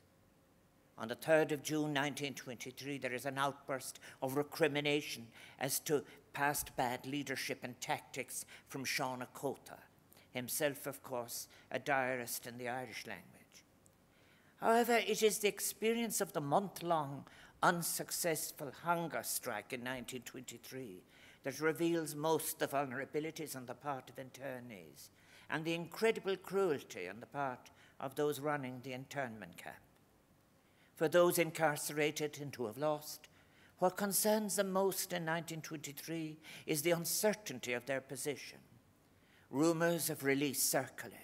Newspapers are scrutinized for a hint. Sometimes the rumours have been circulated by the authorities, such as the rumour during the hunger strike, that if those remaining on it go off it, all internees will be released. In this short address, I must leave over the detail of what is little less than an anthropology of those from all parts of the island of Ireland who, for a variety of reasons, were incarcerated for the danger that they were perceived as representing to the new state. Their prospects on release would be grim if a decade later, in preparation for power in 1932, representations from a newly constructed Fianna Fáil would be sent to every parish to seek out IRA activists who had aspirations to get additional land. There would be no land on offer in 1924 for internees, nor for any, such as my father, would there be any prospect of a return to their jobs in the trades. Responding to this, many of those trained in bar and grocery, for example, sought after release to rent a space, to open a small business, thus making a job for themselves. Representations by fellow workers for them to be allowed to return to work had fallen on deaf ears. It would be similar in relation to the agricultural workers, many of whom had lost their employment with the division of domain land, the flight from and the burning of big houses. Immigration was an option envisaged by many, but not easily accessed, and a change had to be forced in the permit system run by the IRA. Without permission, it was forbidden, seen as being unpatriotic to emigrate, and organizations like Landlordism in the United States were instructed that only those with IRA permits should be allowed in. This prohibition, despite letters from Sean Moylan and others to De Valera, would prevail until July 1925, when the hemorrhage of those leaving was so great, thousands had left, that the Ard Cola had to give way. For those who stayed, unemployment was what beckoned. Worse than unemployment itself was the fact that their character was blackened. Their names would be handed in to newly formed police as suspects for the land agitation which was spreading and which the churches, as well as conservative politicians, were titling Bolshevism. For this reason, my father had to leave his home parish and experience his unemployment of 1924 elsewhere. The hunger for land, any land, more land, was widespread. Professor Terence Dooley draws on the statistical sources on land ownership for the period. By 1923, there were around 114,000 farms, comprising roughly 3,125,000 untenanted acres still to be transferred. Professor Dooley quotes Kevin O'Higgins' speech in the Dáil of the 14th of June 1923, when he spoke of land grabbers. They cannot have law and violence. They cannot have an act and their own plunder. And insofar as I can secure it, I will see that they do not have it.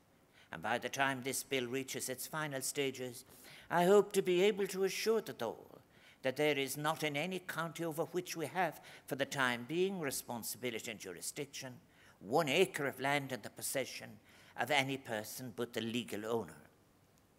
Terence Dooley's Burning the Big House, the story of the Irish country house in a time of war and revolution, is indeed a valuable, detailed scholarly study of the experience of those in the country houses during the conditions of the War of Independence, when some were burned, and the Civil War, when many more were burned.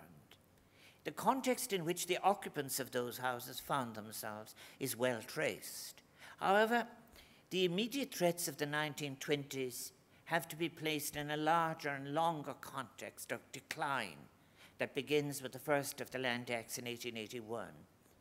Professor Dooley gives us a picture of landlordism in the 1880s, using Katie Hoppin's 500-acre threshold for admission to the landlord class, and drawing on a return of Irish landowners for the 1870s. Dooley enumerated and categorized landowners in Ireland as follows: those owning between 500 and 1,000 acres, 2,683 persons; 1,000 to 2,000 acres, 1,788; 2,000 to 5,000 acres, 1,225; 5,000 to 10,000 acres, 438; above 10,000 acres, 303. While this structure of ownership was carrying huge debt, it could never be sustainable, but its decline is in stages from the 1880s. That decline will also be affected, of course, by those leaving and by the loss of inheriting sons to the big houses in the World War when it comes. Then, too, a decrease in the release of funds from the British government for land purchase during the war made it difficult to agree terms of purchase, with bonds yielding less than war bonds. By the end of the 1920s, the agricultural labourers are now being opposed by organised large farmers. Many labourers have, of course, emigrated. Those agitating are being referred to from such ranks as the graziers and others as Bolshevists. The graziers, who have deflected the fury of those yet to get land onto the undistributed domain lands, are themselves increasing their holdings. Former militants in particular, of course, are angry, and they have their advocates in the Dáil. Professor Dooley quotes a Dáil speech of the time: "There is one class who seems to be nobody's children, and they are the ex-army men of the old volunteers. I think if any class of people are entitled to consideration as regards land, they have first claim, because the Act of 1923 would not have been in existence at all, and we would not be here were it not for them. They seem to have been forgotten in every department, and I hope when the minister sends his inspectors out that he will give them directions to have these men given special consideration."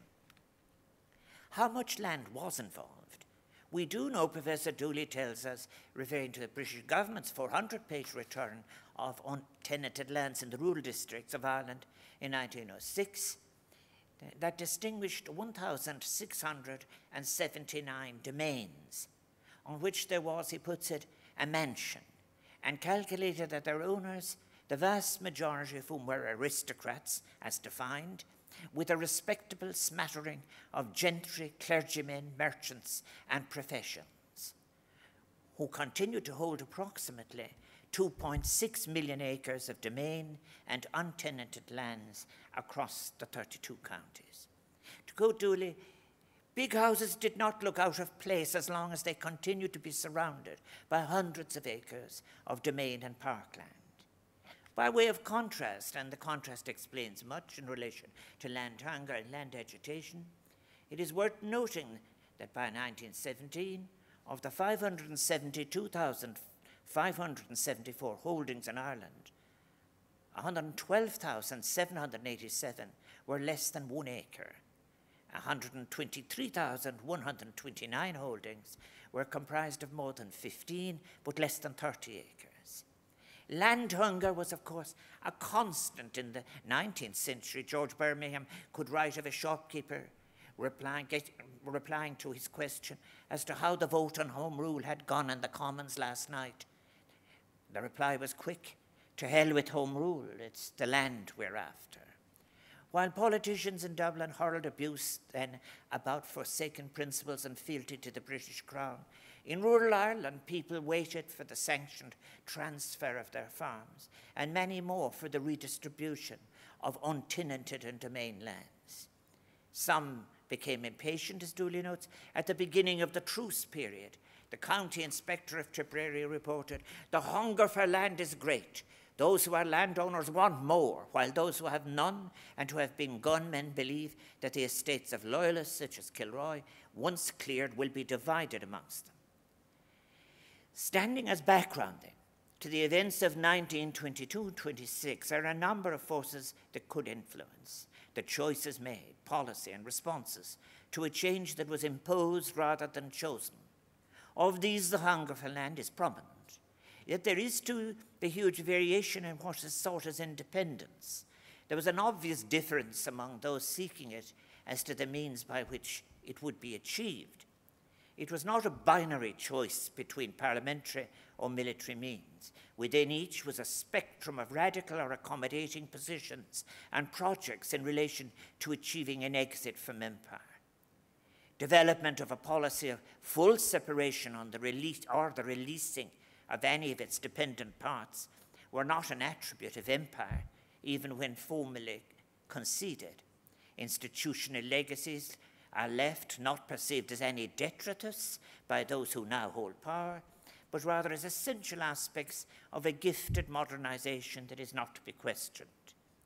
Following Memmi, it is not difficult for the colonized and the colonizer to see their reflection in each other.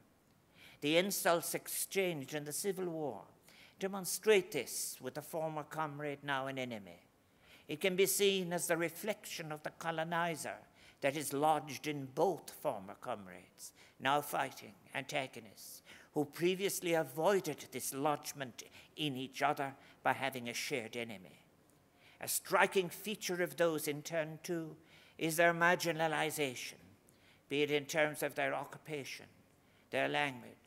They are from the edges of the property-owning clericalist society that now defines what is respectable. The gap between the ethos, the discourse of the formal talks, be it from truce to treaty, to surrender of arms, and the daily experience and discourse of those incarcerated seems unbridgeable. The diary entries of Joseph Campbell or of Seán Cóta show this. They reveal a resentment at the recollected absence of formal military leadership, which was a source of failure. This recollection will be in time be countered by later texts which offer a heroic version of events which are not recalled in any similar way or represented by those incarcerated. This experience of 1923 to 24 will not be followed by any reaching out effort at inclusion of the broken, the losers. The processing of the later pension applications is humiliating. We get a minimalism that is forced on applicants by the bureaucratic structure of the application process, one which excludes any full narrative of events. That bureaucratic ritualism is there in the questions. The applications will, until the intervention of a concerned senior civil servant, be conducted as a box-ticking exercise. Understated then in the history, too, perhaps, is the reference by all the applicants to the poverty that the applicants themselves are experiencing. The role of women in the independence struggle, far from being recognized, is revelatory of a misogyny which is exposed not only in the treatment of pension applications, but in the interpretation, as we have heard, of the revolutionary women's speeches and their vote against the treaty. One might reasonably speculate, indeed, if that is not an explanatory factor in the long delay on according rights to women, including within the context of the Constitution.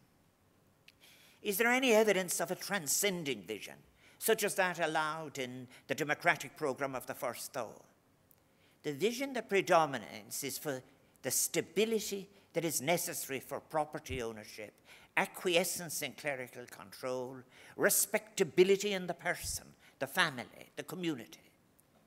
Constitutions frequently come out of revolutions, and accordingly they tend to deal not just with the relatively prosaic matters of government organization, but they have often too attempted to encompass a people's spirit and values, a sense of the nation and of its citizens, as well as setting out the fundamental principles which were to govern the state's laws and institutions. An alternative view, such as Sartori, is that brevity in constitutions achieves certainty in an easier way. The democratic programme of the First Dáil had a visionary character. However, as enacted in 1922, the Constitution of the Irish Free State was dictated in form and content by the requirements of the Anglo-Irish Treaty that had been negotiated between the British government and Irish leaders in 1921. Saoirse Éireann consisted of 83 separate articles, totaling 7,600 words. The drafting committee had considered the inclusion of economic and social rights in the Irish Constitution. American labor lawyer Clemens James France, who assisted in the Constitution's drafting, proposed, for example, provisions to ensure state control of natural resources, and further proposed that the state would capture the unearned increment arising from land value increases, thereby impeding speculation in land and promoting investment in industrial development. Then, too, during the parliamentary debates on the Constitution, Labour TDs Tom Johnson and T.J. O'Connell proposed the inclusion of modest welfare measures as well as provisions to protect children's rights. These proposals met with opposition. UCD Professor of Economics George O'Brien, as well as others, including Archbishop John Harty of Cashel, both questioned the social provisions' economic and political viability, stating that such provisions carried the potential to alienate conservative landowning supporters of the treaty. Agitation by the landless across Europe and their seeking of the overthrow of authoritarian structures, their many expressions of emancipatory possibilities, were known to each other by actionists across Europe and beyond. The Church was already directing labels of Bolshevism at the labour and trade union movement.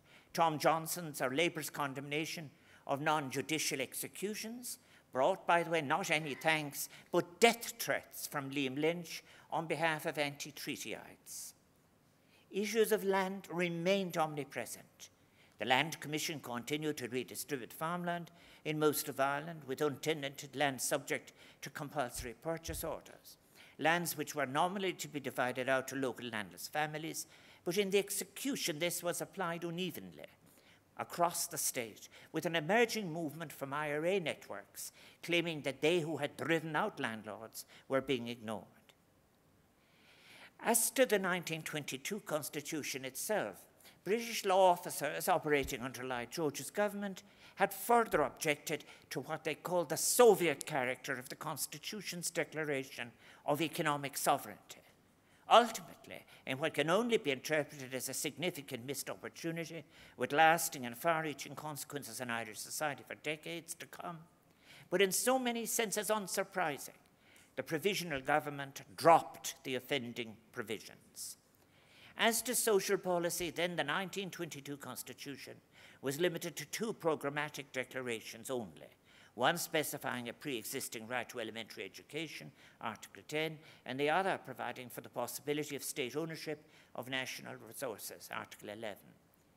It is important, too, in our decades of commemorations, to realize that while there has been a reluctance in the early days of the state to put the events of this period through a formal commemorative lens in the fullest sense of recovering all of the pain, the violence, avoidable and unavoidable, the experience was real and damaging. It stayed on in the lives of those impacted. Their pain was passed on in many cases, generating consequential pain suffered frequently in silence. That silence would be contradicted by those who addressed their experience in a secondary way, in fiction, yes, but really not at that much of a distance. And then I believe that Shivra Aiken's work, Spiritual Wounds, Trauma, Testimony in the Irish Civil War, more than adequately disposes of the overgeneralized suggestion that silence on the Civil War was general. Her work, be it on the fiction, biography, or stories of the decades that follow the Civil War, gives further strength to my own long-held belief that there are just so many instances where literature gives us the lived and sensory experience than a narrowed theoretical model in the social sciences or indeed the historiography has allowed. Her critique, for example, of the work of Annie and P. Smithson, including the career of how the Walk of a Queen was received, is an example of this. So much of what was written was an indirect attempt to recover, imagine, compensate, perhaps, or even transact what was experienced, but given the social milieu, had better be left unsaid. It was not only among the landless or the unemployed or ex-internees that division would be sown, opportunities for solidarity lost. In cities like Belfast, where one of the positive consequences of the industrial legacy was a strong working class culture that had within it a trade union militancy that sought to prevent and reduce sectarian action against fellow workers. However, that working class culture too would come to be divided, and significant parts of it captured by bigotry with appalling consequences for the minority, and indeed a bigotry that would be a poison transmitted, resurrected, but now, thankfully, being rejected. In the South, an authoritarian version of religion was claiming obedience in matters not only of the spirit, but of the body and life itself, and having it conceded to it influence and hegemony in many of the institutions of the state.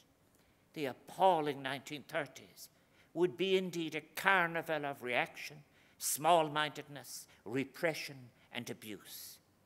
The authoritarian abuses north and south were moving the people ever further away from each other and their possibilities. The shell of each of the authoritarian systems was hardening, seeming impermeable. Change has come, if too slowly, too late for many.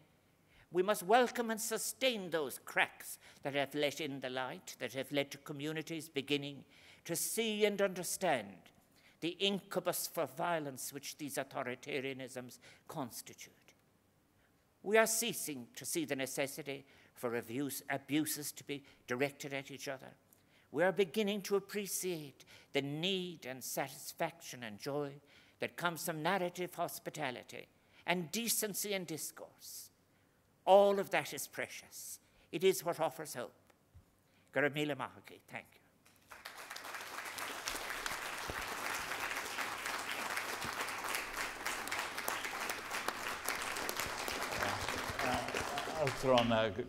Can I now open this to the audience who are here with us in the Hyde Room in Oras and Uachtaráin? Brendan O'Leary, as the key speaker, what did Lloyd George give us when he gave us partition? I mean, we paid a heavy price in one way, but an inevitable price, and it could have been the least deadly alternative. It wasn't necessary. Isn't that also true, that a civil war could have happened in 1920-21? I don't agree with the thesis of the inevitability of partition. Partition was a choice. But I do think that the complacency of a judgment in 1966 comes immediately to mind. A.J.P. Taylor, a famous English historian, he wrote, "Lloyd George solved the Irish question in 1921, unquote. Now at that time, there's a functioning independent Irish Republic. There's no violence in the north. It looks as if Lloyd George has achieved stability. What Lloyd George achieved was what the liberal imperialists always wanted. They wanted the Irish question out of British politics. But he only succeeded in achieving that until 1966-67. Thereafter, the story is bleaker. I think that partition was not inevitable. You have a clash of mandates in 1918. Clearly, the Conservatives and Liberal imperialists win that election in Great Britain with a mandate for some special arrangement for Ulster. But quite clearly on the other side, there's a mandate for independence, perhaps a debate about the scale of independence. So I think had there been a greater degree of reasonableness among the Conservatives in particular, it would have been possible to have had a home rule inside home rule solution, with the Irish Free State having the maximum autonomy of a dominion like Canada, with something like Northern Ireland inside it having devolved structures. That was actually negotiated in the treaty, but of course with the proviso that Northern Unionists could opt out of it. So I don't Lloyd accept... George wanted a quick fix, didn't he? And he was a fixer. He was a superb fixer who always gave each side the impression that he agreed with them and was acting on their behalf. I don't know what it would have been like to have encountered such a person. He probably would have struck you as far more honest than the current British Prime Minister, but a similar ability to tell each audience what he thought they wanted to hear. And he got the border too far south. I mean, there was a boundary commission anyway, but the border was, if you look at the necklace of constituencies, still where the Nationalists win the seats in South Down, right along the border, contiguous to the border, are there largely and have been over the century Nationalist seats. Well, the border, there's an unresolved question in the historiography. Lloyd George offers a boundary commission. Clearly, the Irish nationalist negotiators should have insisted on plebiscites, on popular preferences being decisive. That was happening elsewhere in Europe as a result of the Versailles Conference. So it was a perfectly feasible model. And I think the slight change in the wording of what became Article 12 of the treaty, allowing other factors to shape the boundary, then became an excuse for not allowing popular preferences to prevail anywhere in boundary determination. So that's again possibly a lost opportunity, and down to poor Irish negotiating on that particular question.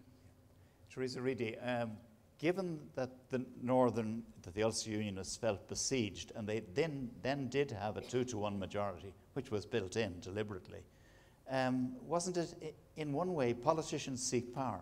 So it was almost the least democratic democracy. It had all the trappings, and then it had Stormont as a vanity building in one sense, arguably. There are no surprises in what happened, really, are there? No, I don't think so. I think the choice to move away from PRSTV and offer a majoritarian system was done deliberately to engineer the outcomes that actually happened. And I think when you combine that with the kind of abuse of electoral laws, it really amplified the kinds of outcomes that were inevitable, if you want, because of the choice of the electoral system. So the electoral system was always going to do that, but it was copper fastened in many ways with some of the other changes that were built in around it. I think it's interesting that you do get a majoritarian style politics also in the Republic, but PRSTV is a much more flexible and adaptable electoral system funneling votes. And over time, you get a very different kind of politics. As society changes, PRSTV gives very different kinds of outcomes, but the majoritarian system is more inflexible, and it gave exactly the kind of outcomes in perpetuity that it was intended to do. Yes, Brendan, yeah? One comment on this theme. Churchill had a moment of opportunity when the Unionists chose to abolish STV-PR in the course of 1922. At this juncture, they wanted to abolish it because they wanted to restructure local governments so it would look as if the border was legitimate. So he pauses for about 6 months before giving the go-ahead. So that was a strategic choice by a British politician at a key moment. They could have prevented the modification of the electoral rule in those circumstances. That probably wouldn't have stopped some degree of gerrymandering, but it would have controlled the degree of exclusion of other voices from politics. So once that precedent is given in 22, it's more difficult then to resist the transformation of what became the Stormont Parliament. Henry Patterson, what's your opinion on all of this? And wasn't there always a problem for those on the left? They would show your flag, would be the heckle from the audience at any parliamentary meeting or election meeting. Of course. This whole issue of the balance between what British statesmen, British cabinets do about Ireland and the internal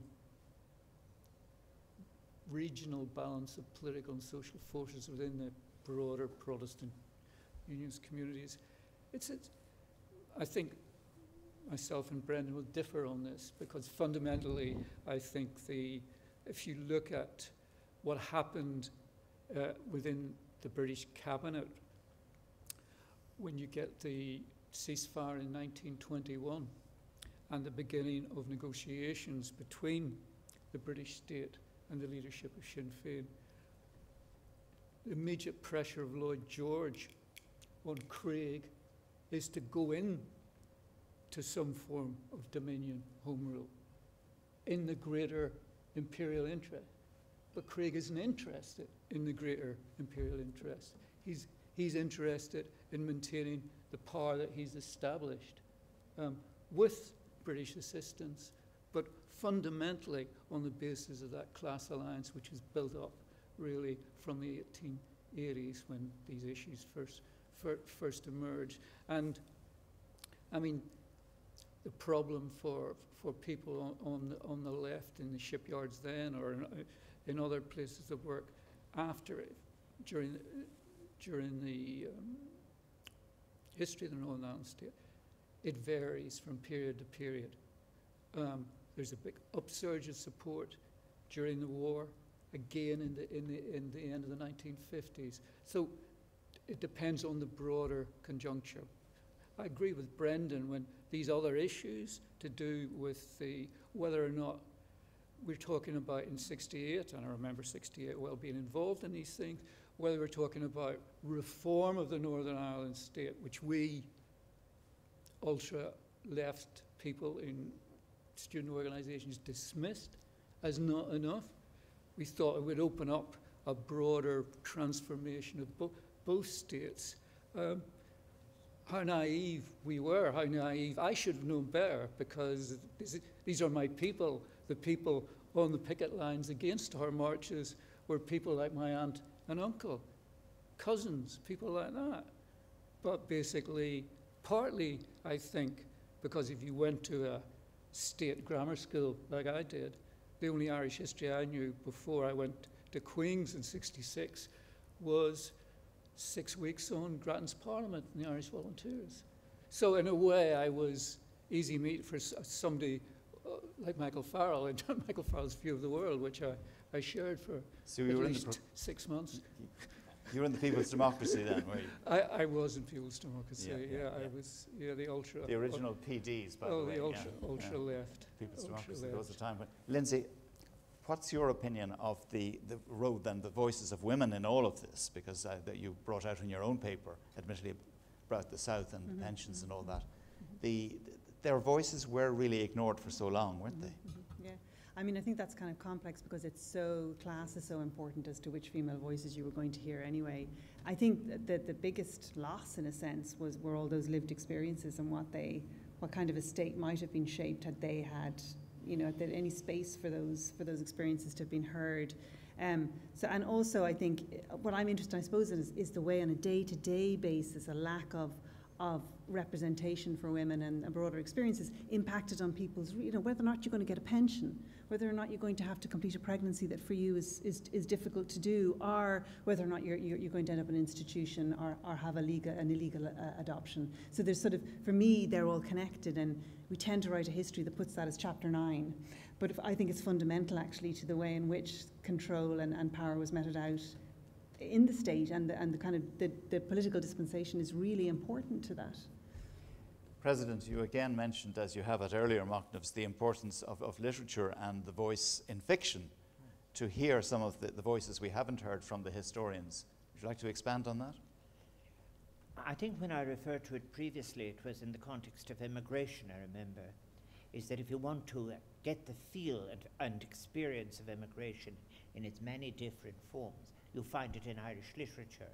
I taught the very first courses in the sociology of migration. Migration wasn't actually part of the curriculum until quite late into the 1970s. In relation to this, I think the topic we're discussing in this Machnamh 5, I think that I have a problem, and that is that I sense and post hoc heroism in some of the accounts that are best known. I'm thinking of people that I have to be careful, but not really. But the point about it is, when I look at Erner O'Malley's work and I look at Padre O'Donnell's The Kids Flew Open and all of these, I have a feeling that what it has for me is a heroism that was invented after. What I'm very interested in, and why I went for the diary in many ways, is that it's about food, it's about people being pushed. And I have to say, it was very difficult getting the information. We don't know how many people were pushed into any one of these huts. One descendant of one person mentions to me that he was the person who arrived first, went nearest the window, and you just kept pushing people in, and there were up to 18 people in any hut at any time. There was a very important part as well, and that is that while the hunger strike was on, the church said that people were not to get, the sacraments were not to be administered to them. And there's a very moving part in it where a young man from Ballyfermot is very, very, very ill. The priest comes after 4.5 hours and he says there's only 3 of us and there's 3,500 of you to be looked after. And then the others want to know what is he said to the young man and things like that. They told him, well, we're not supposed to be dealing with people like you while this is going on. And I do think that. I think that there was a level reached that was very low in relation to the treatment of the people. I was in the difficulty I had myself. It is known in the records from my father's records, and that I didn't want to ignore it. But I'm interested myself in how these, when the people come out of the camp, and places have changed. The estates aren't divided. My father's name would be handed in to the police, and nobody would speak to him after second mass. So the point is, people actually are going to mass, and but they've got their land and they want more, and that raises other issues. It would be vital in the future, may I say, for the Land Commission records. They are just so important in relation to understanding social history as to how it works, and it would be one of the best gestures, in my view, of whoever is taking the decision in this period to announce that the Land Commission records were going to be made available for research. Yeah, because they are very rich in detail, aren't they? Yes, extraordinarily rich. Yes, and the argument that it's too difficult doesn't stand up, because the portion of them dealing with Northern Ireland has already been transferred and is available. And they're on public record. And they're on public record of Northern Ireland are making them available. Do we have a contributor, perhaps? Yes. Hello, my name is Martin O'Halloran, and I'd like to address a question to the President. In his address, he gave a lot of detail on the land question in Ireland, and I feel that the land question in Ireland is really told and captured in the 8.5 million records of the Irish Land Commission, which is a closed archive in Portlaoise. In the Oireachtas debates in 1989 on the Land Commission Dissolution Bill, an undertaking was given by government, which is yet to be honoured, to ensure that that rich archive is rendered available to scholars and the public. You've published something on this already, haven't you? Yes, I have. Limited access to some of the records. Yes, I had limited access, so I have direct visibility of the wealth and the richness of that archive. Yes. History, geography, sociology, economics, genealogy, and it goes on. It's like Lindsay described, it's not a single simple archive. It's a very complex archive, comprehensively covering all aspects of life in Ireland. I suppose really my question to the President, would he like to see the government's commitment of 1989 honoured?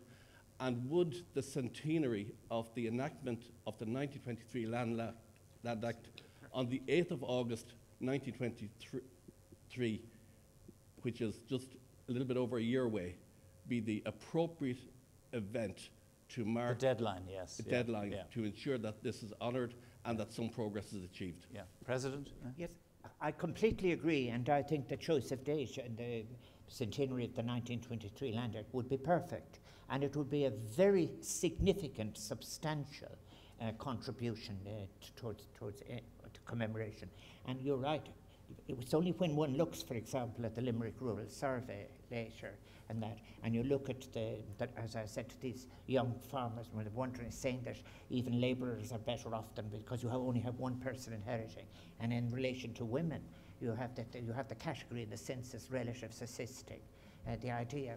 And when I looked at this a long time ago when I was doing sociology, what they were left is a room in the house, a seat in the car to mass. Was in the, when you look at wills dealing with the period where you've only one inheriting, that this is, as I wrote somewhere else as well, what you had was that assurance of a room in the house and a seat in the car to mass and your high Nelly bicycle. That was women in Ireland. Can I ask some of the younger students here, is there anything, I'm sure there has to be a fair bit, that unless they would be very distinguished young students if they knew all that they learnt in the last 2 or 3 hours. What's been the most interesting new idea that you've come across? My main take from Machnamh 100 is, of course, the importance of self-reflection.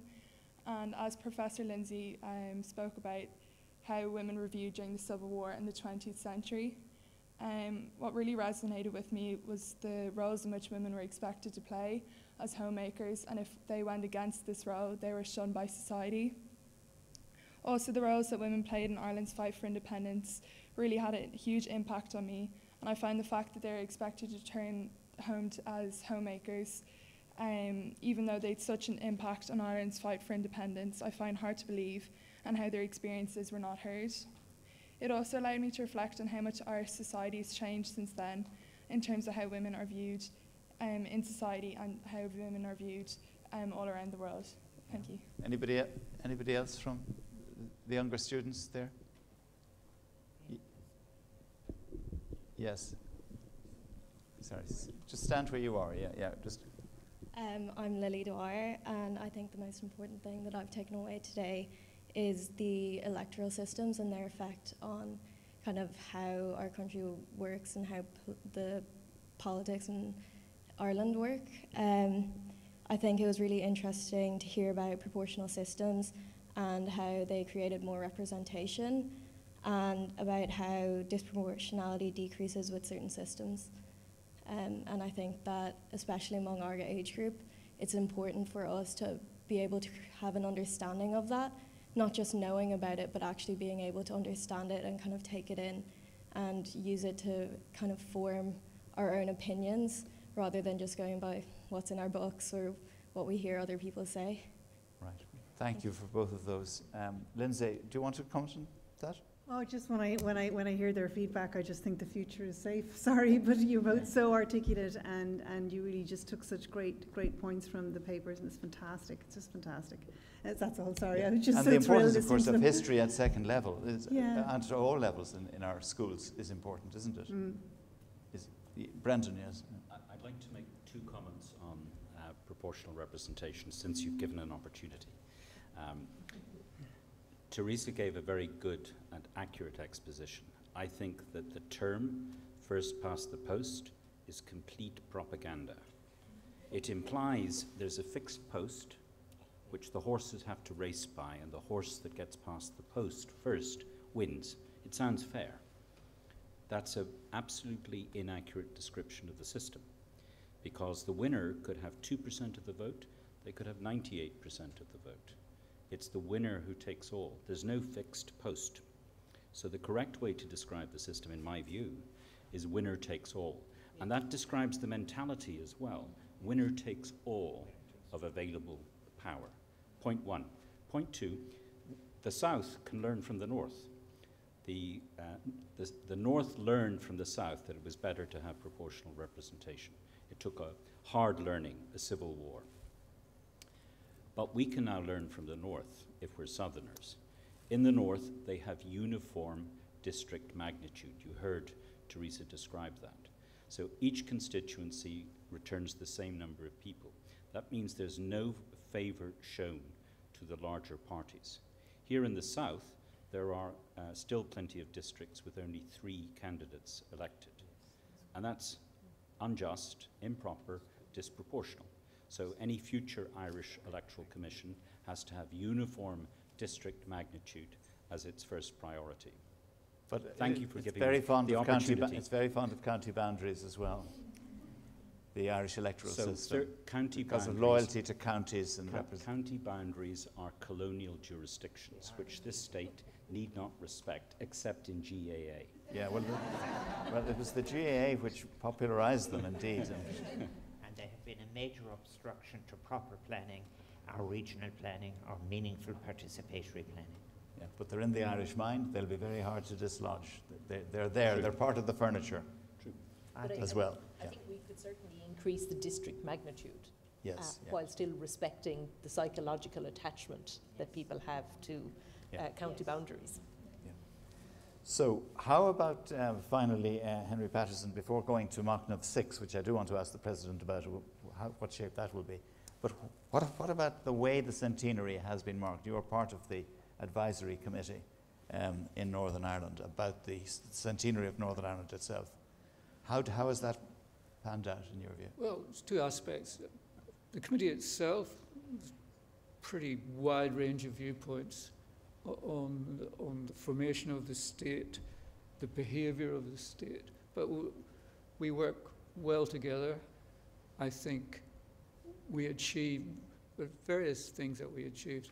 I think the most important probably is to persuade, pressure on both the NIO and the Public Record Office of Northern Ireland to release files on the personnel files on the B specials, tens of thousands of Protestants who joined this organisation from 1920 onwards. And these files, when we started, these files weren't going to be released for decades, perhaps even longer.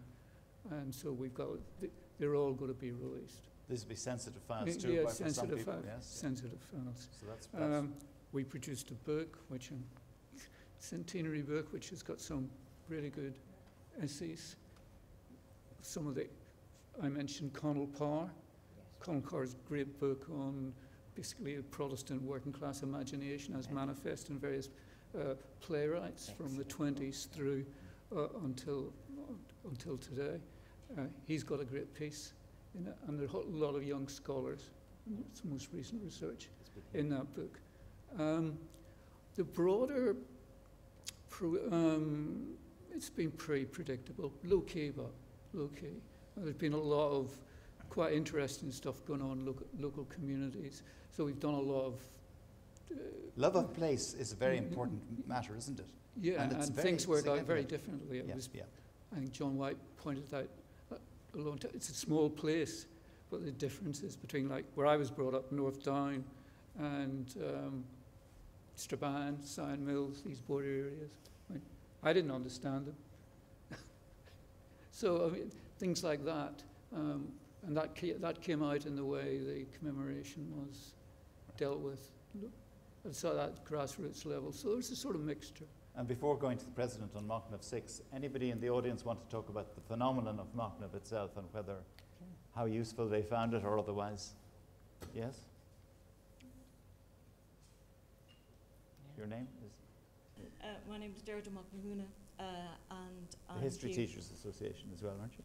History Teachers. In fact, I'm here with my colleagues from the History Teachers Association of Ireland, and I would first of all just like to acknowledge the series of reflections and of Machnamh that have been going on during this decade of centenaries. And I'd like also, if I may, just to remind ourselves that while it's a joy to look at the senior girls here from Muckross who have chosen to study history at senior level, there was an incredible irony at the launch of the decade of centenaries back in 2011, 2012, because that same time the framework document on education was also launched, which was proposing that history become an optional subject at secondary level. Now, we in the History Teachers Association have been involved for many years in trying to retain history as a core subject within the curriculum.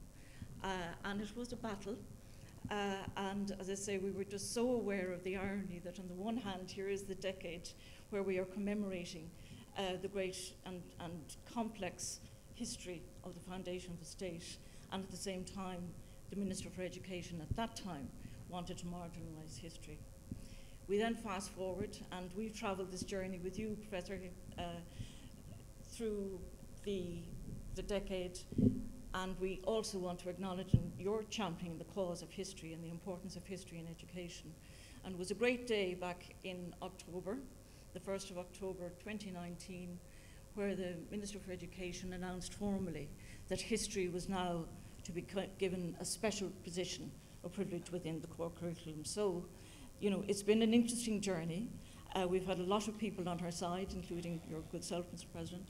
But I think it should be acknowledged that it's a great, great time to be a history teacher and also to be a student, because every student in this country up to junior cert level now will be given the opportunity to learn their history, which was fragile for a time being. So it's been a very, very interesting journey, John. I'd like that acknowledged as part of the Machnamh series as well. Yeah. Thank you, George, very much. Yes, President, yeah.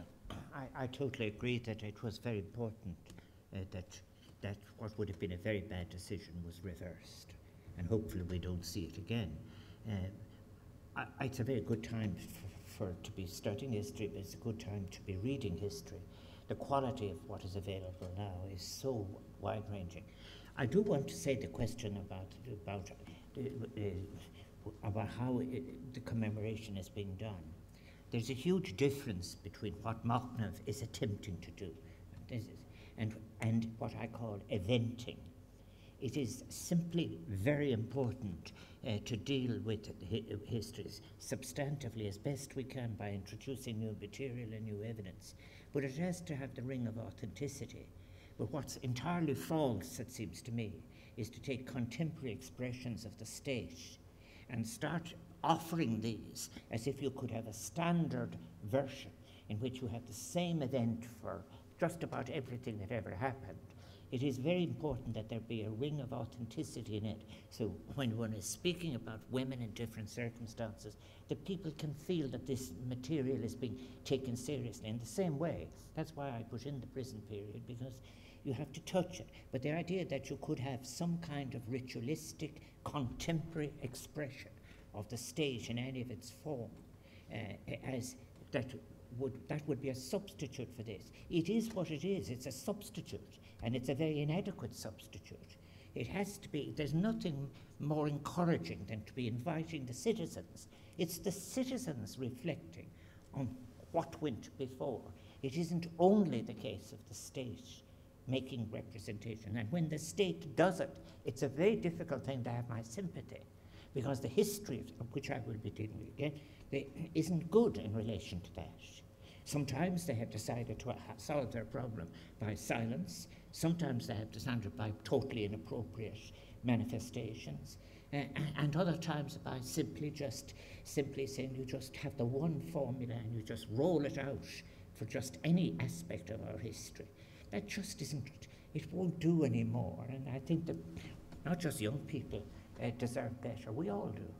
And Machnamh 6, the final Machnamh will be? Machnamh 6 will be recorded on the 7th. It will be, I must be very accurate myself now about this. It will be recorded on Thursday, the 10th of November. It will be broadcast and available on the RT player on Thursday, the 17th of November. It will be titled Acts of Commemoration, Pride, Pain and Perspective. And what it's going to be looking at is how reflection has been made across the different seminars we've had in relation to how the personal and the public has been handled, what impulses and imperatives have been at play in each case of different versions we've heard, and who decides what to commemorate and how and in what form, and how can we do it best, and how can we do it in a way that is pluralist and inclusive. That's Machnamh 6 is a look back, and also dealing with as well, perhaps you might say as well, is that how we can deal properly with the past that leaves us open to the present and enabled in relation to different models for the future. Yeah. And that too will eventually then be published in book form as well, and in ebook form, as the first three Machnamhs have. President.ie, if you want to source that ebook, it is free. Yeah. It remains for me to thank our audience here and to also thank Teresa Reedy